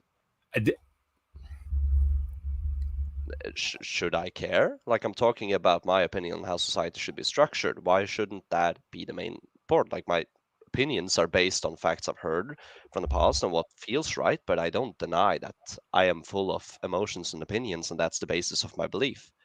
And I think as Norway functions and as it does now, which is statistically the most, you could say, even capitalistic society based on its success, and one of the most egalitarian societies, one of the richest, and it has this ethos that I disagree with. So wait, it's based on being rich is the value that we're basing this on. That's a great value off of survival. That's a huge leap right there. You're really making strides here, boy. Being rich is a great measure. I don't. Yeah, I understood what you said already. You didn't need to repeat it. That's the joke, is that you repeated it. There's a difference between expanding and repeating. Your ethos is different in Norway than mine. So poor guy, I feel bad for him. My ethos is functional, and I prefer it. So ours is not functional. Americans is not. But I would prefer mine over the American ethos. Well, I have my own ethos. Like, not all Americans share. I wish there were. Who cares what you'd prefer? Larger American ethos. That's literally what we're debating, and maybe there still is, but I mean. Well, it wasn't a debate from your side. You were pretty sure. Ethos, you're not doing it. I thought debates were emotionally and not intellectually. I thought you're supposed to listen to the other people when you debate, or are you just supposed to just reaffirm your lies that you grew up with? Which one is it? I think we're hitting some of those the meaning territory instead of the truth territory for both of us. I think we're in that territory where it's not strictly about logic and reason. No, it's like values, cultural values, personal. Yeah, it's called brainwashing. Dolbez, look into MK Ultra. You might be a victim. I don't think either. That's funny, actually. I'm not worried about me or Dolbez being brainwashed. Either one of us. Nobody's worried about Dolbez, but I mean, say something that makes sense once in a while. That'd be nice. Lanza, what's up? What's up? I go beyond sense. I understand that rationality and sense can only take you so far. Bro, you are saying shit my little brother says. Please stop. I mean, it's not a good direction to go. Dolbez, is that a trend in the younger generation? Because P.F. Jung is on that kick too, like this, not anti-logic. No, it's a Roman Dolbez, are you Roman Catholic? Oh, no, I'm atheist. You're basically Roman Catholic then. He's Norwegian atheist. Yeah. What background did you grow up with that did not enhance your frame of mind, but you can tell me your frame of mind on your upbringing? of a religious background. Is there anything you'd like to share there, or are we going to be quiet? I have no Because it has to do with Roman Catholicism, and you don't want to admit it. My parents are both atheists. I grew up in an atheist society with mostly atheist friends. Did you and grow up atheist underground? teachers. What did it say? Did you grow up underground? Where did your Genesis? Where did they get this stupid idea? You know, it's not that you do understand though. It is not brave. It's not a brave thing to say there is no God. That's not a brave thing to say. You do understand that, right? Well, I don't say it because it doesn't take bravery to say that. I believe that it corresponds to truth. That's why I say. Oh my god, dude, these people are fun. Where do you find these people, Jeff? Where do I find both of us? Yeah, dude, I mean, what do you do? I don't know if you know this. We are the original OG. When I started this thing, it was me for a long time, and Dolbez was the very first guest that showed up to make. All right, well, all right. I guess I'll be quiet and listen to his wisdom. No, you can contribute and question exactly like you're doing. I think this is what I know. I love opinions. We're doing what we're supposed to be doing. We're talking. I'm wondering though, why would you go on this anti or I'm not even sure if you're anti or pro religion. I'll be honest. From your arguments, I can tell you're not sure of anything, Dolbez. But go forth. Exactly. Proceed. I'm only 18. Of course, I'm not sure. Oh of anything. Jesus, dude! Get off the internet. Go live your life. Get off the internet and go live your life. What are you doing? This is even worse than I thought it was to begin with. Do you think this is where I get my meaning from? You're not even allowed to be on the internet until you're like 17. What have you been doing? You've been messing around. You're going to try to tell someone who's twice your age what's going on. Good luck in life, bro. You might want to listen, which ironically uses the same exact letters as the word silent. If you have a 18-year-old brain, you might need to check that one out 3 or 4 times. I don't have a T in it, and listen doesn't have. I've listened a lot, and I listen when I feel prudent, but I also talk when that's useful, and that's how it is. Oh my god, dude, you are hilarious.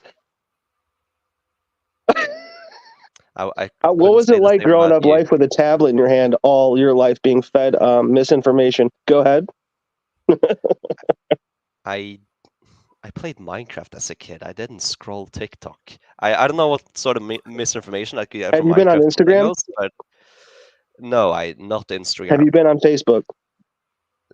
No, not the doom scroll. No, he's a psychology student. He was busy doing psychology projects and preparing for university. Oh my gosh! Do you guys have any good news?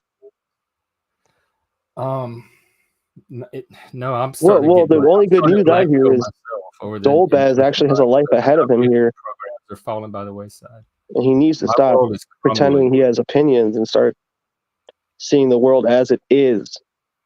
Well, we're all trying to. Well, that's what I am doing because I'm seeing the world as it is, and I but see none of us are. None of rationality is a human construct. There's going to be some subjectivity. It's a very useful one, but it's a construct.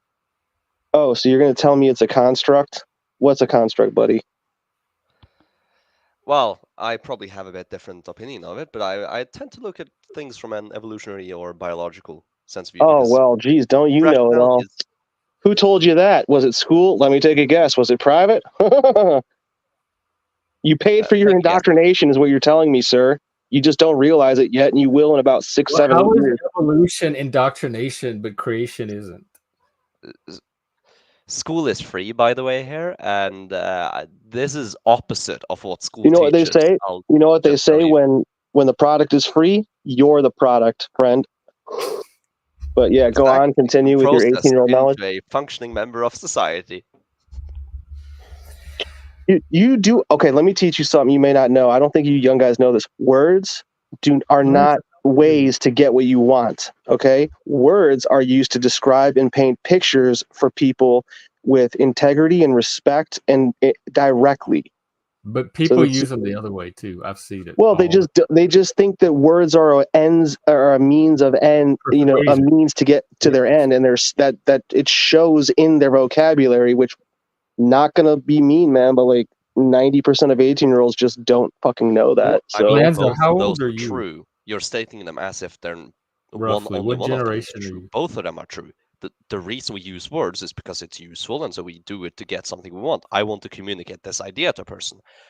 And the way they do it is that words describe things that is to some extent universalized, so other people can get that picture in their head. You're assuming that everyone's using the same definition of words that you are, correct? No, I'm not assuming that. So it's inherently flawed then, correct? No, I'm sorry, I didn't that's catch what the last intelligent people work through their semantics and vocabulary. That's part of having discussions. Well, there ain't many intelligent 18-year-olds. That's all I'm saying. I mean, it's not me. It's not my opinion, bro. Look around you. Do you know any intelligent 18-year-olds? Dolbeck or whatever your name is, David Dolbeck.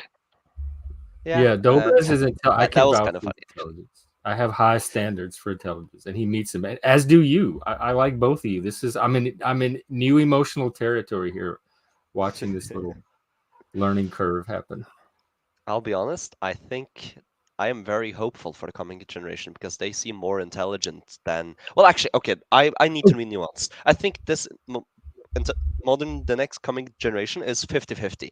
50% is completely degenerate slob that doesn't deserve the description of having a brain. The second is actually much more intelligent and more nuanced and more well-read and understands reality much better than the previous generations, at least the millennial generation on average. I'll tell you who's the winner. It's whoever's having the most fun. That's going to be me, sure. The Satanist, the hedonist. And I'll tell you what, your little system that you adhere to and whatever, have false beliefs of whatever the fuck in, that thing's taking advantage of every single human on the planet. So while we're sitting here fucking around playing with who knows what definitions of what, people are dying and being trafficked by the military. So, congratulations. I guess you figured it all out. Go save them. Don't waste your time here. Yeah, get a real life. You're too young for this. Lanza, I hope that wasn't rage quitting. I'm just joking with you. You know that. You know what we do here. So here's the thing. That trend I'm seeing in this generation of stigmatizing logic. Like P.F. Jung talks about his channel all the time. Anti-intellectualism is based, use charisma and intuition. Logic is for nerds. If you use logic, you're a super spurg, etc. Lanza, come back up. This is or come back later. Don't. No, I think it's. I could either use. Yeah, let's use Nietzsche to explain this because Nietzsche is very fun. This is the culmination of 2,000 years of civilizational development, if we're going to put it so as grandiosely as possible. Now that's only half a joke. No, I take that as basic fact. Yeah, because basically, at least Nietzsche, he diagnoses that the current system of thought and very importantly, perception that we have in the West can be traced back to Socrates, at least to a certain extent. The genealogy of morals he traces back to. I'm sorry, wrong book. In the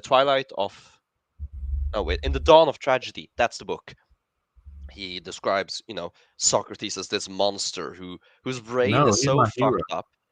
Yeah, well, I see both. I understand why it's called a monster. I also understand why it's called a hero. But Nietzsche calls him a monster because he's this biological freak who has his logical intuition be the dominant, logical faculty be the dominant one, and his intuition be the secondary. So, he has these stories where I'm thinking through this, and then he has this little voice in his head that says, maybe you shouldn't, and that's basically his intuition. Whilst Nietzsche believed in the majority of people and in all non-monsters, you could say, it's the opposite. The intuition is the dominant and logic is the secondary, which is the more biological reality as we see in modern sciences. What about logic and intuition? Like you both using them? I thought the ideal was to use all of it to get at whatever. Of course, but when you use intuition and reason and all of it, when you let one dominate, it goes to the well. But is it situational? Like this one situation may call for you to go with intuition more. One may call for. Is it so absolute as one has to be dominant at all times? No, it not necessarily, but that's usually what tends to happen because people have preferred faculties. But in general, it is, as you said, it's per situation, and the brain chooses which areas to use for what is most useful. But in the West, the sort of preferred method has become logic after Socrates, and it becomes more and more Yeah, to the for detriment of intuition. a small subset of the West, I would say. Like yes, but it's the West small in charge subset of that decides. transmitting education and administrating and keeping it. But for the common person, I don't know if logic is the dominant mode. No. The common person doesn't have thoughts about and this even logic for those that it is, I don't know if it's always. I still think there's like that mythological meaning mode that's just as important, if not more, than the logic they may use in their profession on a day-to-day basis. Like they probably don't come home and maybe the geeks and nerds do nowadays. Like Vosh probably does come home and use logic 24 hours a day. But most normal people, they might teach and then come home and slip back into their religious worldview or whatever. Yes, and that's sort of a bit into what we're talking about. But back to Nietzsche, like his main sort of the line he drew was that the philosophy and you could say that intellectual class got more and more logical in how they perceived reality in the philosophical sense, you could say, because in day-to-day life they can't really avoid being intuitive. But in the philosophical sense and perspective on existence, they become more and more logical, which culminates into the nihilism and existentialism and all that sort of trend we see in the modern day. And we will see this return to the pre-Socratic thinking method, because the scientific revolution, and you can say the current day atheism, is the culmination of Socrates. And after this, we'll see a return. And we can say that that's what's happening now. Now, I'm not saying this is the truth. I'm just saying that it's very interesting and very funny to use Nietzsche for this, even though he's, I could use any other thing to explain this, but I like to use Nietzsche because he's fun. But in general, another reason I think why this modern generation is going away from logic and back to intuition in a certain sense, or why it's downvaluing logic, is most people experience how logic and science and all of that has been misused, and how it shows that it has no value. With the implicit bias crap. I'll be honest, yes, but just extend it to general wokeness to a certain extent. But that's not a critique of logic and science. that's because what they're reacting to is it's the flawed version of that. So yeah, but people can't see that. And not to mention, I would think enlightened centrist of all people should be the ones that are able to be in touch with both logic and intuition and switch between them fluidly as needed. And so to see the enlightened centrist, like the head enlightened centrist himself, be like, oh, logic is bad, stay away from it, use intuition. That depends on how you define centrist too. Like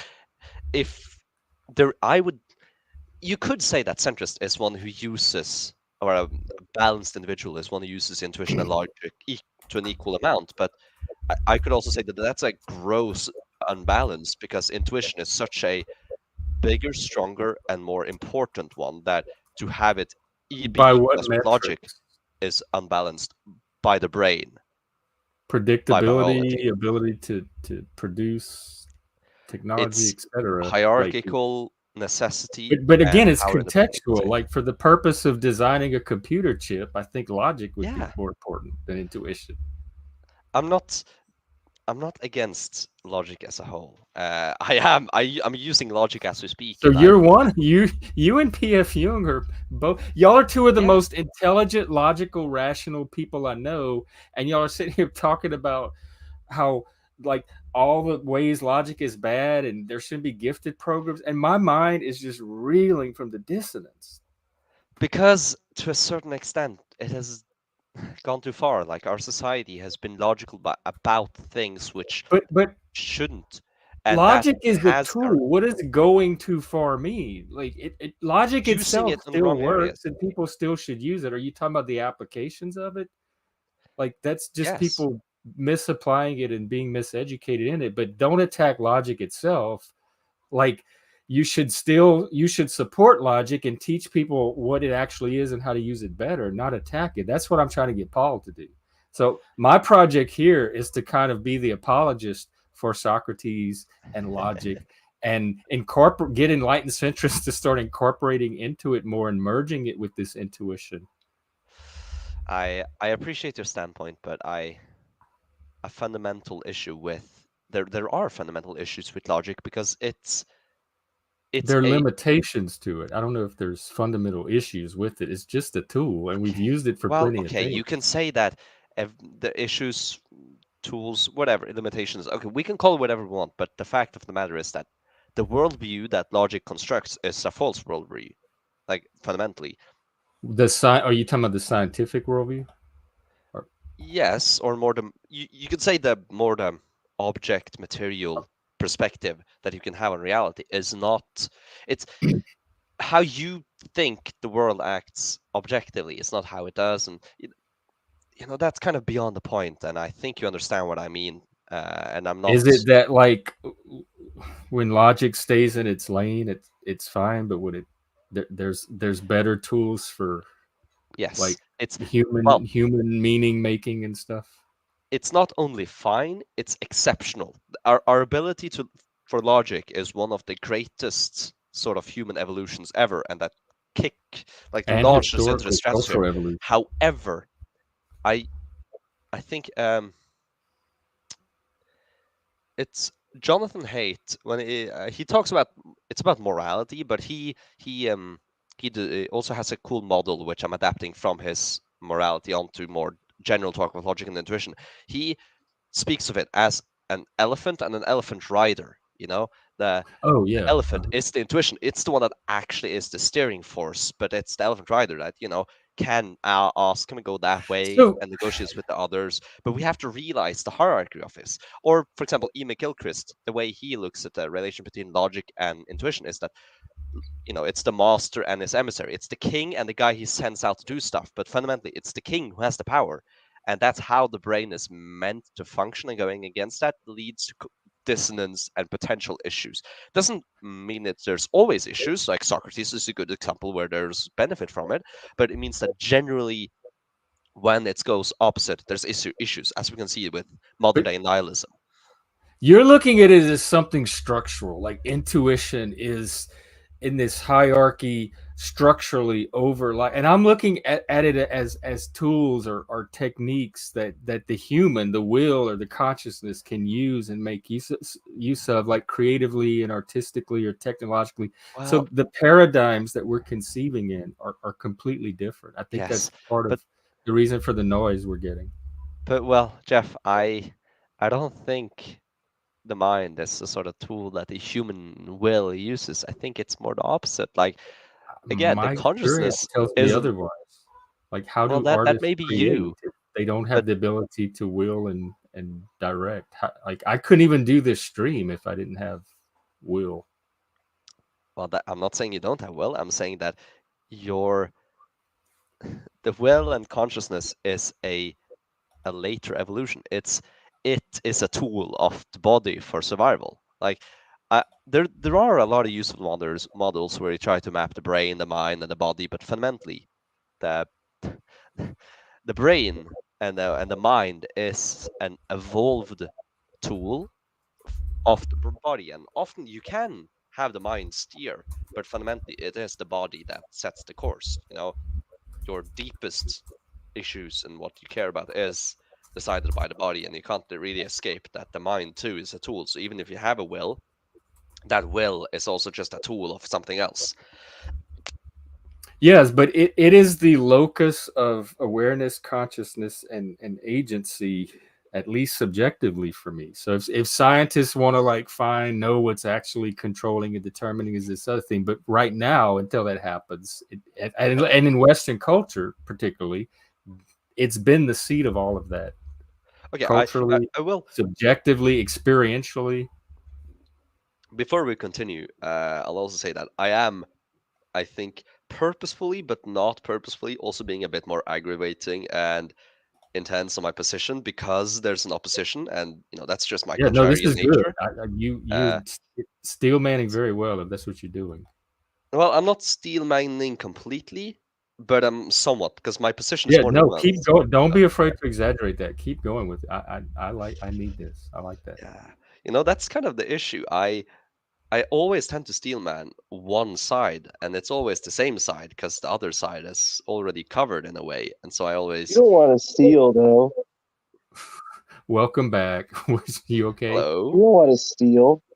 Don't go on the internet and tell people you want to steal men. Man. What if I want to? Well, then it would be in some context that would be hypothetical, in my opinion. But it's all captured on stream, and they would just have to figure out who's behind the Viking avatar. Well, once they find the 24 buried bodies, Dolbez will be getting a call from the FBI. So FBI is. I have to nerd alarm. I need to actually. The FBI is not operating outside of U.S. borders. Generally, that's the CIA purview. I mean, so since I'm outside of America, it will be the CIA knocking on my door, or maybe Joshua Jones, Kripos, not the FBI.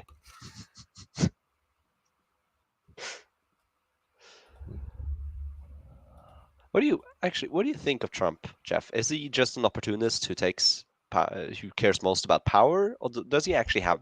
Yeah, he's a tool. He's a narcissist, an opportunity. He's like textbook classic this and that, but I think people see him as a useful tool for their values and agendas. I like his executive order against wokeness, even though I know he didn't write it. There's no way he wrote it. But I'm disappointed that he didn't. He's playing the victim over this trial bullshit. Like, he knows he just own your shit. Like, if I were Trump, I'd be like, yep, I did it. I paid the hush money. And you know what? You should still vote for me president, because here's why. Like, that's what I would do. That makes him look strong. But I'm a victim. They're out to get me. I'm oppressed. Makes him look like the people on the left that I critique all the time. And so I'm losing aesthetic sympathy for him over this trial. Not that I had much to begin with. But there still could be strategic reasons to vote for him. Even though the two things I like about Trump, or I don't like this, but you guys brought him up. Number one, he likes when people talk about him. So I'm not going to go too far. And number two, he doesn't wear diapers. That's a very good point. I would prefer America to have a president. And we don't know that doesn't mean he doesn't need them. Maybe. Well, if he gets another 4 years, perhaps it's diaper time for him too. Yeah. I don't know how old he is, though. Like, we're on shaky ground for the next, 5 months? I've heard of hyperspeed guys, but diaper speed. Have you seen videos of him cycling? Like, there was news stories, he's out with his son on a bicycling, and I'm like, how many times has he fallen on those trips? And like, that's more dangerous for him than going on airplanes. It must be. Like, even going on airplanes to a war-torn country, like him on a bicycle is lethal. No, but I'm... Hey, Dolbez, you got like an accent. I'm curious, what do you know? Do you know anything about Mithraism? I've heard a name. The religion. But I'll admit I don't know anything. The only reason I've heard the name is because I play games which have, those things use the names of like bigger concepts all the time, for sure. Well, I'm saying so Mithraism was a cult. I think it could be kind of like started back in the time of whatever they call the Old Testament. It's a Roman mystery religion. Yeah, and it has to do with like weird stuff that apparently was like recommended to be changed. But the crazy thing is these temples of Mithraism and Mithra exist under the current a lot of these big current temples that may be in alignment between Germany, London, Italy, France, all these big ass little cathedrals you guys think are so cool on the upside in the daylight. Check out underneath them. It's a fact. These temples extend down, and those people don't wear white. They wear black. You think they're still there, the Mithraics? Are they The snake people? No, Jeff. I think the world's a lollipop. I think we're playing Candyland out here, and no one's suffering at all. I don't think there's any. But people are going agendas. like every living thing suffer. That's well, not an indication. The only bad agendas come from speaking or giving into or contemplating with demons. That's where bad habits may have the best ability to form. So if there's people playing with demons, they may or may not know that this cult of Mithraism that is supposed to be extremely subversive, extremely underground, and has political ties, has historical ties, and it has religious ties to every single nation around the world, and would not prosper if they were known, so they would have to be what I'm saying. That sounds like a conspiracy. There's no such thing as no conspiracy. The people who made traffic lights are a conspiracy. It took more than one person to put that traffic light together, and that's a conspiracy. That's very annoying. Nature may be the only non-conspiracy, if I had to guess. And this Daniel Price guy with his little eye, he needs to go bye-bye one time for a long time. Almost the whole circle. David Price. That's the worst name I've ever heard in my life. All this anti-Catholicism, too. David Price, the Star of David?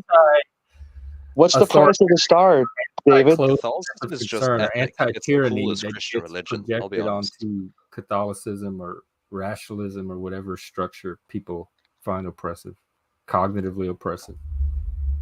Yeah, no, Catholicism is just cool. It's the coolest Christian religion or denomination. I mean, Mithraism? No, Catholicism. At least of the big ones. You know, the some coolest. of the smaller cults are really cool, but Catholicism is the coolest of the big ones. The coolest thing right now going is the icy hot. I'm about to get David Price for his fingertips because of the numbness. And imagine David Price's fingertips, how calloused they are from being online keyboarding away all the time. I don't even know who that is. Calloused young man. He's a young boy. He's not a sharp boy. A YouTuber? No, it's one of the guys in your comments. Oh, Daniel Price. Oh, David. Yeah, the Star of Daniel. Oh, I'm like, who's David? I know him as Daniel. I'm like, who's David Price? Oh, shit. He's a golfer, I think. Never mind. Sorry. Okay. You have some drama with Daniel? Dude. No, Daniel, he shoots out YouTube comments like a golf game. Like, he's obviously not good, but whatever. Yeah, he's good at it, though. I like Daniel. I like his contributions. Yeah, he's good at making your algorithm go through the roof without saying anything. Well, I don't know if he's that good at that. Our numbers are not going up anymore since he's been here, but I enjoy it. David, you need to step it up. See, even Jeff knows. Daniel, if you do have that power, let's talk. Let's cut some kind of deal. Help.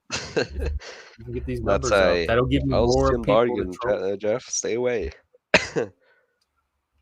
Holy shit. But ultimately, though, like, man, you're 18 and shit, and like, dude, I'm just telling you right now, you don't have to listen to me. But yeah, dude, like, truth is stranger than fiction, and I will tell you, it's seemingly becoming harder to get unfiltered information. But where would you get that from? There's court documents. There's legal. Well, if you're saying the courts don't even do their job, and primary sources, if that's what's unfiltered. Well, it's all going to be filtered right, through something outside of that.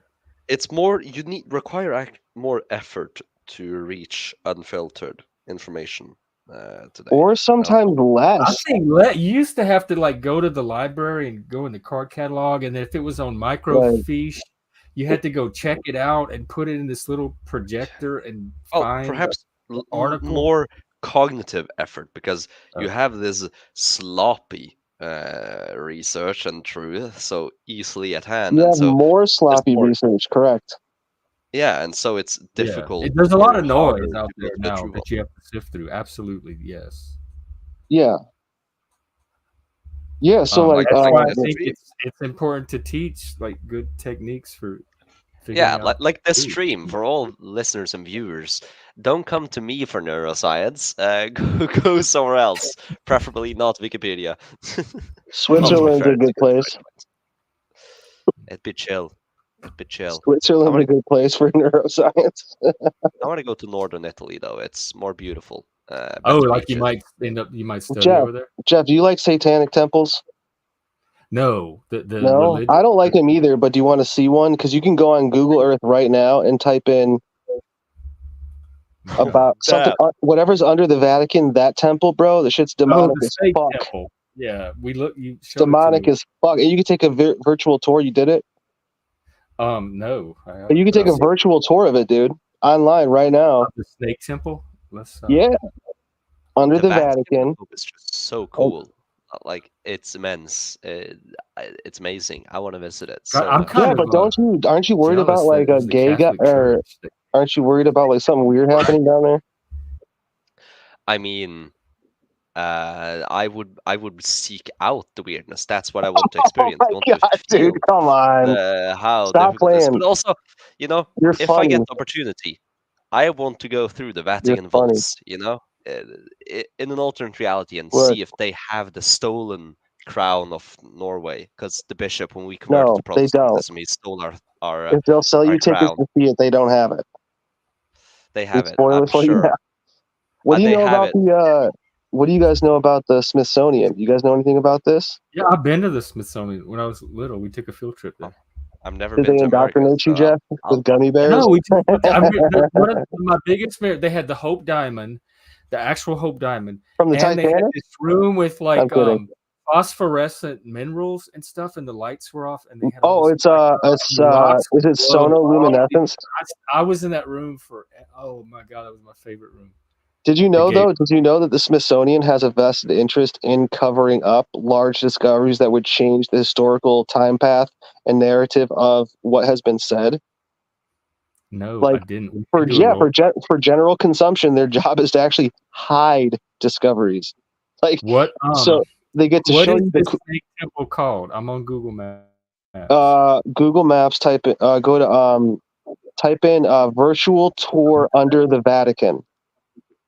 Oh, I can't remember the name of the actual temple. It's Satan's. I think they even call it like Lucifer's lair or some shit. On Google Maps? Probably not. That was more of a joke there. But. They gave me the tourist station of the Vatican. Well, here Dolbez says he'll seek it out. Let him see the screen. He'll tell us where to go. I go where my gut takes me. Well, that means that you go where the parasites in your guts take you, right? When you were saying biologically, correct? St. Peter's tours. You don't want to fuck around, bro. Vatican Museum, is that the tour? Also, have you seen the new, like I think it's like a few years old now, but the giant statue throne thing that Pave built, which was like so fucking terrifying, like a little woman with like 1,000 branches out, like claws, and that's where it's sitting, like talking with the press. Like, have you seen that throne statue thing? No, but you should. It's demonic. Speaking of that, have you seen the place? The king. Jeff will find the Satanic Temple. I'm not worried about that. Jeff's the only one I trust to actually find it. I found it, but I don't know how to get to the tour. It's called the Paul 6 Hall. Allo Apollo 6. VV16. What's it called? What do you call these? I'm added on the map. I just don't know how to activate the tour. Twerp. Okay, wait. Let's see. There. I'm gonna send a link in the private chat, I guess, because I can't. Dolbez is like, I'm here right now. I'm worshiping right now. Here's a photo. Yeah, look at this Pope throne. Oh yeah, I've seen that. Lands it looks awesome, but also so not fitting. Like, why did the Pope choose this? Because he's based. Well, yeah. I mean, dude, they do weird shit, guys. It's all antithetical. Humans are antithetical, and like it's not weird because they don't understand it. It's weird because like they do weird. Like you guys know about like circumcisions and shit like this. Like why does the Jewish circumcision require a straw, like a suction thing? About that at all, dude. They drink the blood. This little beefeater dude with the. Don't you think that's like trying to make him look powerful though? Like if it was powerful, you wouldn't have to try to make it look that way. I grew up Catholic, and I've never you know seen. What I mean? Like if you're really powerful, you don't need 80 bitches behind you. You know what I'm saying? Like you don't need to be like I have slaves behind me. That makes me. No, it doesn't. If you have slaves behind you, that makes you less powerful than someone who doesn't have a single slave. What is that photo showing? It's showing a bunch of things. Slaves could beat up your slave. Like going toward, huh? If he has slaves and you don't, he has more manpower than you. Dude, they're slaves, bro. Do you understand what that means? Capital. 1,000 slaves equals one real person. So he'd still be more powerful than you because he'd have a fraction of. Well, all I would need is 6 people, and he would need. All I would need is 6.6 people, and he would need 6.66 thousand fucking slaves, bro. It's over. They lost already. Well, you got me all excited for this. If you already won the battle, why would you need to look strong now? Yeah, that's a good point. That's what I'm saying. Like about the thing down there is like, oh, look at us, we're so powerful. It's like, really? Like, why you got to tell me then? Who's saying they're powerful? Whoever made that statue with slaves going after the one guy at the top who's supposed to be so powerful. Oh, I got all these slaves. Power bother you? If you have if you have slaves though, like I would feel less powerful as a human being if I had slaves. If I had slaves in my life, I'd be like, I'm a fucking piece of shit. I would too. I totally get that. So why is that thing's not the opposite? Like that photo was him like, oh, I got all these willing slaves. Like, oh wow, you're a genius. It was a statue. You saw slaves? Yeah, I saw followers. I saw YouTube followers. Well, Lanza, how do I get to this snake tour? I'm on the map, but I don't see a virtual tour. I can't do it on my. I'm not good on my phone. There's buttons I can press to make it like switch screens without losing it. But you think one day when you're at your laptop, we can? Yeah, I'll send you this. I'll send you the place where they're so powerful they have to look extra powerful. So that really power bothers people for some reason.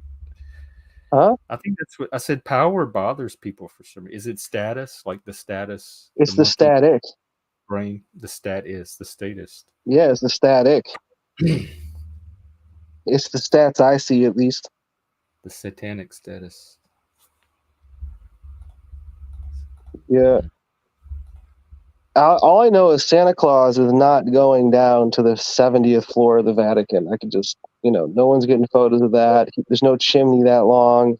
He did bring me a Catholic. He has magic as a kid. He has magic. He'll do it. He'll do it. That was one of the first. No idea how much magic Bill does. You have no idea. You have no idea. That's hilarious. None of us do. I have ideas, but that's all we have. Why do you think the cardinals at the Vatican dressed in red and white? Yeah, I don't know. They didn't. Because Santa Claus dressed in what? Red and white? I don't know who their queer eye was. Santa Claus is evil. Even a Catholic. And Saint Nicholas, even there, the plot runs deep. No, Sean, this was it was on Google where you can do the 3D tours. Like when you're actually there, you can move it around. It wouldn't be the same with a video. I've seen the pictures and the video. I was looking for that immersive snake experience. So these underground things come from places. I wanted to see if there were any satanic daddies. Well, okay, you don't want to know the history of Satanism, that's fine. You want to know that Satanism hasn't ever... Why is Satanism here today, Jeff? Because why? It never stopped, correct? So why the fuck are we going to say Mithraism never stopped? Everything never stopped. Nothing ever stopped. It's fucking crazy. Things stop. Sometimes traditions die and languages die. Yeah, usually the good ones because they get taken out by the Satanists who are here right now. who are pretending that they don't have cults under the fucking Vatican, which we could take tours of online. And have infiltrated every religion to what's it called? Propagate solipsism. It's even infiltrated Satanism. What do you plan to do about it? Like, what can you? Satanism infiltrated Satanism. I never thought of that. That's actually kind of funny. What can you do about it? Like, other than torment yourself, which the Satanists would enjoy seeing you do. So, well, my cat just said, "Fuck you." Yeah. What are you? What are you, other than being real, of course? What even are you? What do you mean? Yeah. No, I'm not sure what I mean. I just want you to answer. I know you're what not. Are you? That's why I wanted to ask you that, so you could say that and actually be honest. What are you? We just want the real answer. Yeah, are you real or not? Like, what are you? I'll give you the best description I have of myself: genius, idiot, half retarded, half gifted. I'm in a fucking lab coat. Familiar ring to it. I'm in a fucking lab coat, rhyming this higher shit. When I die, donate my organs to science, bitch. I'd prefer my organs cremated. Me too. I mean, someone asked me if I believe in the third eye. I was like, shit, we could have 4 of those motherfuckers. I don't know. Another question is a 5th eye. Like, when does it become detrimental? Like, when does having extra eyes stop being good? Like, how many eyes can we have? I'd have to have more than 2 to be able to answer that. I only know the 2 I have. Open your 3rd eye and you'd know, Jeff. Come on, take some ayahuasca. I know. After 9, I get 10-itis. I wish StreamYard had a soundboard. Actually, I think I have tinnitus right now. I've been suffering from it this whole last 12 years. And now we have to suffer. That's why I'm liable to blurt out some random shit. Biatch! Because of your tinnitus? Are you thinking of Tourette's? I'm thinking Stockholm syndrome. I'm thinking amnesia, all sorts of, and I'm thinking dementia and all sorts of other stuff I forgot.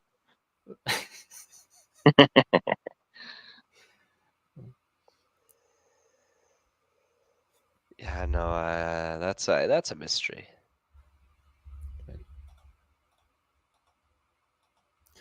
Well, is it getting later? Oh, yeah, nice.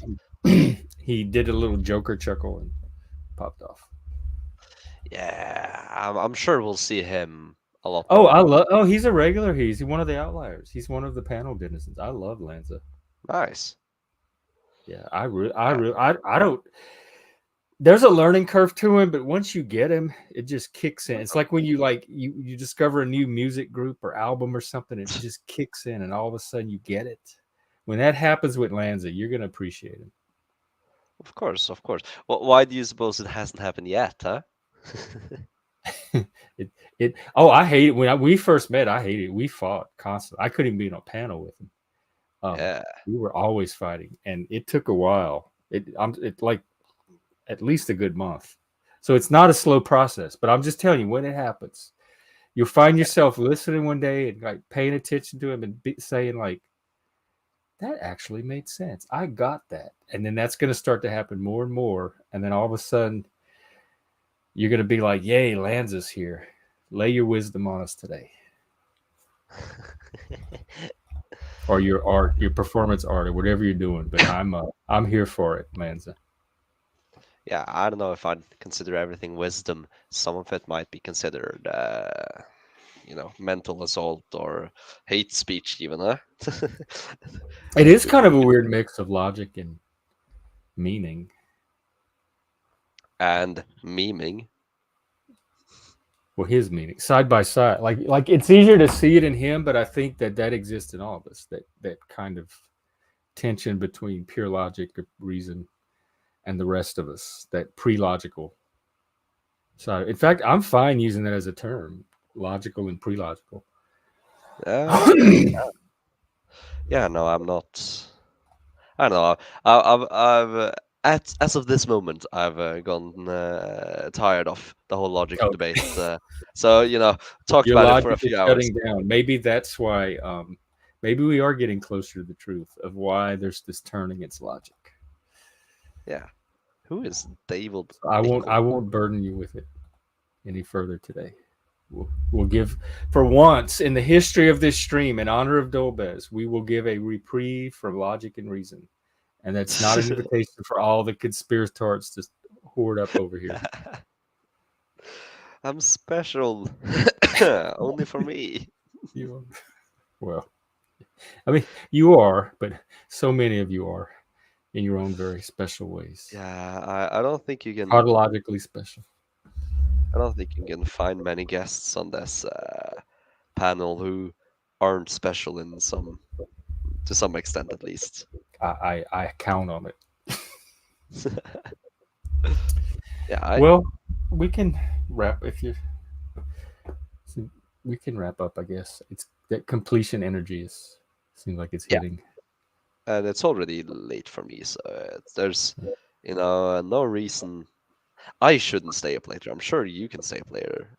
Well, it's not even late for you. It's barely past noon. I'll probably be in the Discord with Frank watching. Yeah. So it won't be evil after I was all into this show, and then all of a sudden, if you're a racist, you palpitate white people 58 seconds more than you do black people. That's systemic implicit racism or something. Oh my God, it's in my TV shows too. It did show up on Survivor, actually. One tribal council, they got accused of it, and you never really saw it again since. So thank you, Survivor. Well, I certainly enjoyed the conversation. I hope for more of it. Come on when you can, and I'll keep doing my thing for the side of logic and reason. But not only logic and reason, but at least at minimum logic and reason.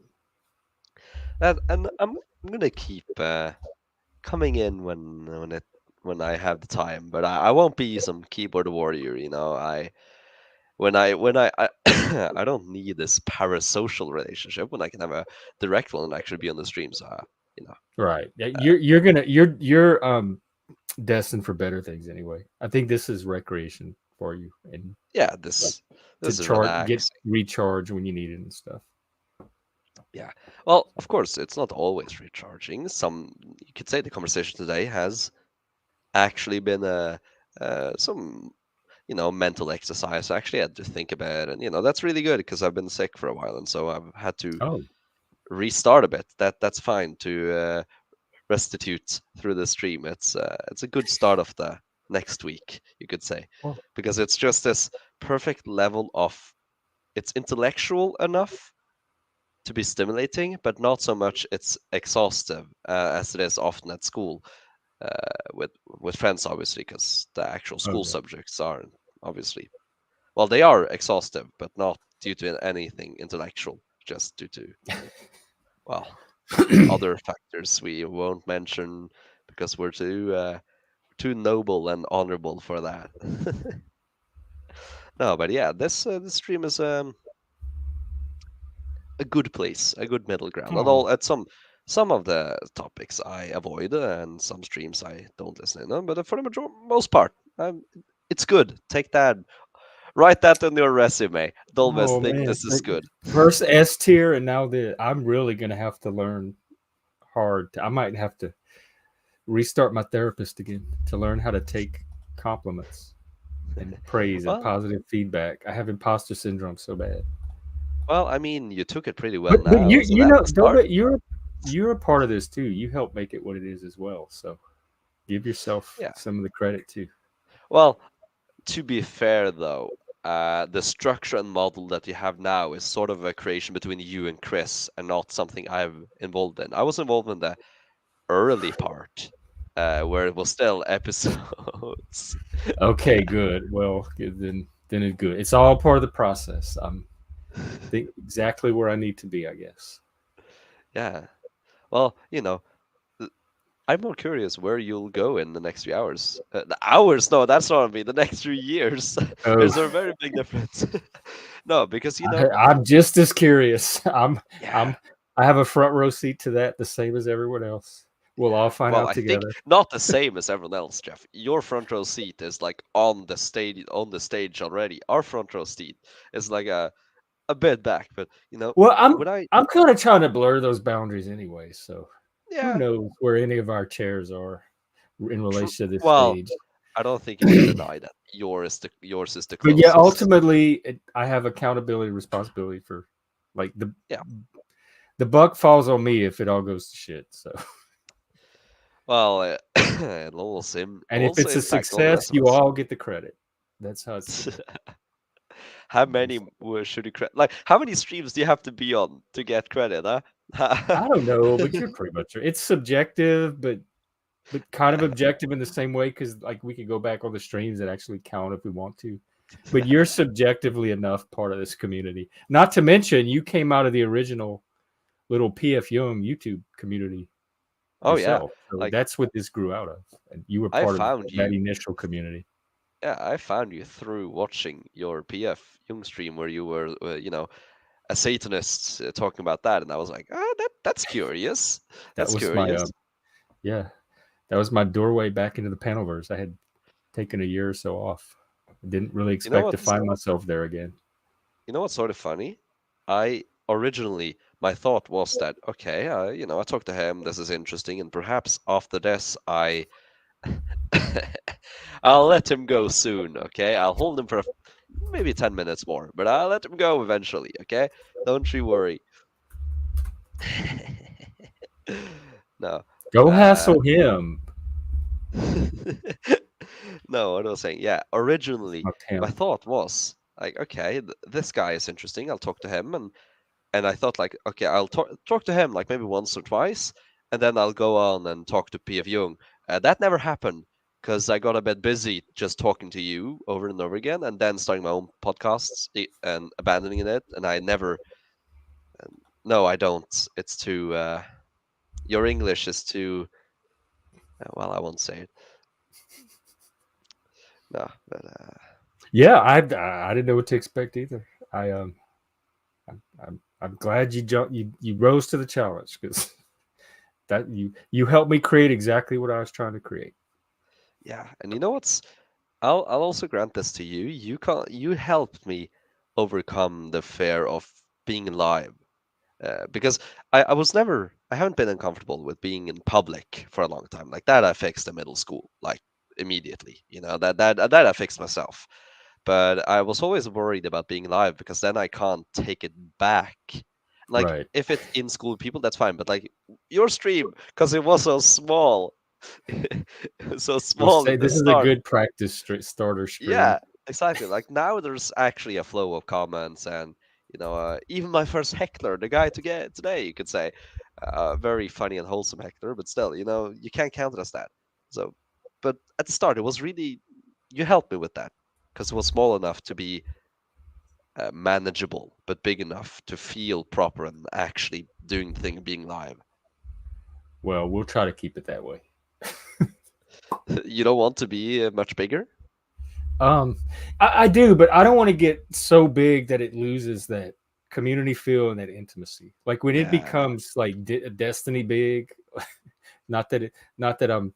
I don't think I do. I don't think I want it Destiny big. Yeah. I think at that point I would help it to split off.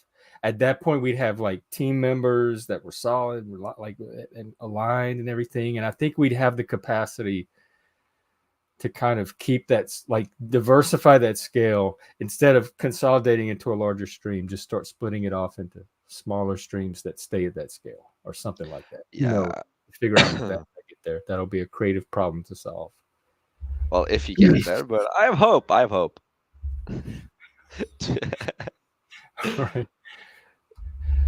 All right. Well, I'll be there tomorrow doing my thing, and good to see you. I wish you great success, and keep staying in touch and drop it in on us and give us an update. Yeah. And Frank, I will see you in the Discord in 10 minutes or so. I'll go get my snacks. Yeah. And, before we leave, I'll just add the last thing. This is also the only part of the, you could say, panel community I'm part of. Like, I have no idea what the rest of the panel verse, as you call it, is at all. I don't care for it. I'm not intending to be involved at all. And I, as I kind of randomly stumbled upon this one, but like I have no idea. I there is like more lore behind you, but I just don't. I'm not involved with that, which is very funny because everyone else seems familiar with everyone else in the whole community. And whilst I'm here, like, huh? What is this? That might be some of the most useful feedback that you've given. That helps because PF Jung isn't either. That tells me there's a whole part. We didn't intend to become involved in the Panelverse. We kind of found ourselves in it. But that tells me there's a whole section of YouTube that's not Panelverse. And so, yes, thank you. Yeah. I'm going to go. All right. The troll's getting grumpy. Let's go get him fed with some Survivor and me with some food. You should feed him. Not after midnight, though. Don't feed him after midnight. Well, he's out there in Canada. He's closer to you. He's actually in the time zone of the United States that's like to the east of Eastern time. Oh, that's scary. That you've frightened me now. Yeah, so he's. Wait, does it live in former Viking land? That's going to be wrong. That's not allowed. No, it's a part of Canada, but it's like because the United States stops at Eastern, but there's a part of Canada that sticks over into the Atlantic time zone, which is which area of Canada does it live in? I don't know, up there by Newfoundland or St. John or. Okay, Newfoundland. Yeah, he's on Viking soil. He's in, what was it? What did they call it? They called it Markland, Helleland, or Vinland. One of those three. I'm not vanilla. I'm chocolate. But little chocolate Norwegian boy. The sexiest part of Canada. But yeah, or the Panelverse might be too. I want to be careful with my words. Too like vanilla might be a refined distillate, and the Panelverse might be too not corrupt, but too impure for his vanilla-ness. It's too live. That's what it is. That's me. It's too live. No, but maybe eventually I'll join some other panels. But I suppose that's going to be after I end up doing my own. We're trying to pick up some ones that are more kind of what I'm trying to do, and so there might be like Paul. That's one of them, PF Jung, and so there might be potential to like start incorporating some of those to go on. But if you do want to ever dip into the Panelverse, I think you could trust me and some of the people on here to guide you to some of the better panels to get started on, because there really are. I have found the kind of conversations you and I have in certain parts of the Panelverse. It is out there. You just have to wade through a lot of sewage sometimes. I really should get on the PF Jung stream at some point because I've delayed it so long. Like that was my whole intention already at the start. Like when I began watching it, I was like, yeah, I should join this. I should join him for a stream, but then it never happened. But now I sort of want to wait until I have some content of my own, so I'm not just going to. And make sure you have something to argue about. Like, don't go in there and cupcake. He hates that. He brings a point of contention. Well, to be fair, I don't think I'm going to struggle with arguing. I mean, I don't think you will either. I'm friends with both. He uses a call-in model now where Saturday mornings anybody can call in as long as you're on camera. Oh yeah. Camera is all fine as long as I'm that keeps the i5s out. That's true. If you have the camera, it's a good preventative measure. A very Lanza, take care. It was good to see you too. Y'all will be fast friends soon. I could tell. Exactly, we'll be friends fast. But I'm a yapper, and I'm gonna yap as long as I want to yap. But I should probably go sleep. Let's get you to bed and get me onto the island with Frank. Say hi to Frank now. Good night, and feed him. Come on, feed him. He shouldn't starve. He's a grown monkey, but I'll give him whatever support I can. Oh wow, we've made panel history here, and the singularity is about to collapse us all. We better end this. Yeah. See ya. Take care. off to the Discord, otherwise known as Hell, with Frank, and I'll be back tomorrow. See how I said tonight? So it'll probably end up being tonight. I'll be back tomorrow for Hero's Journey, and probably tonight for some panel shenanigans. Bye. Sorry, music.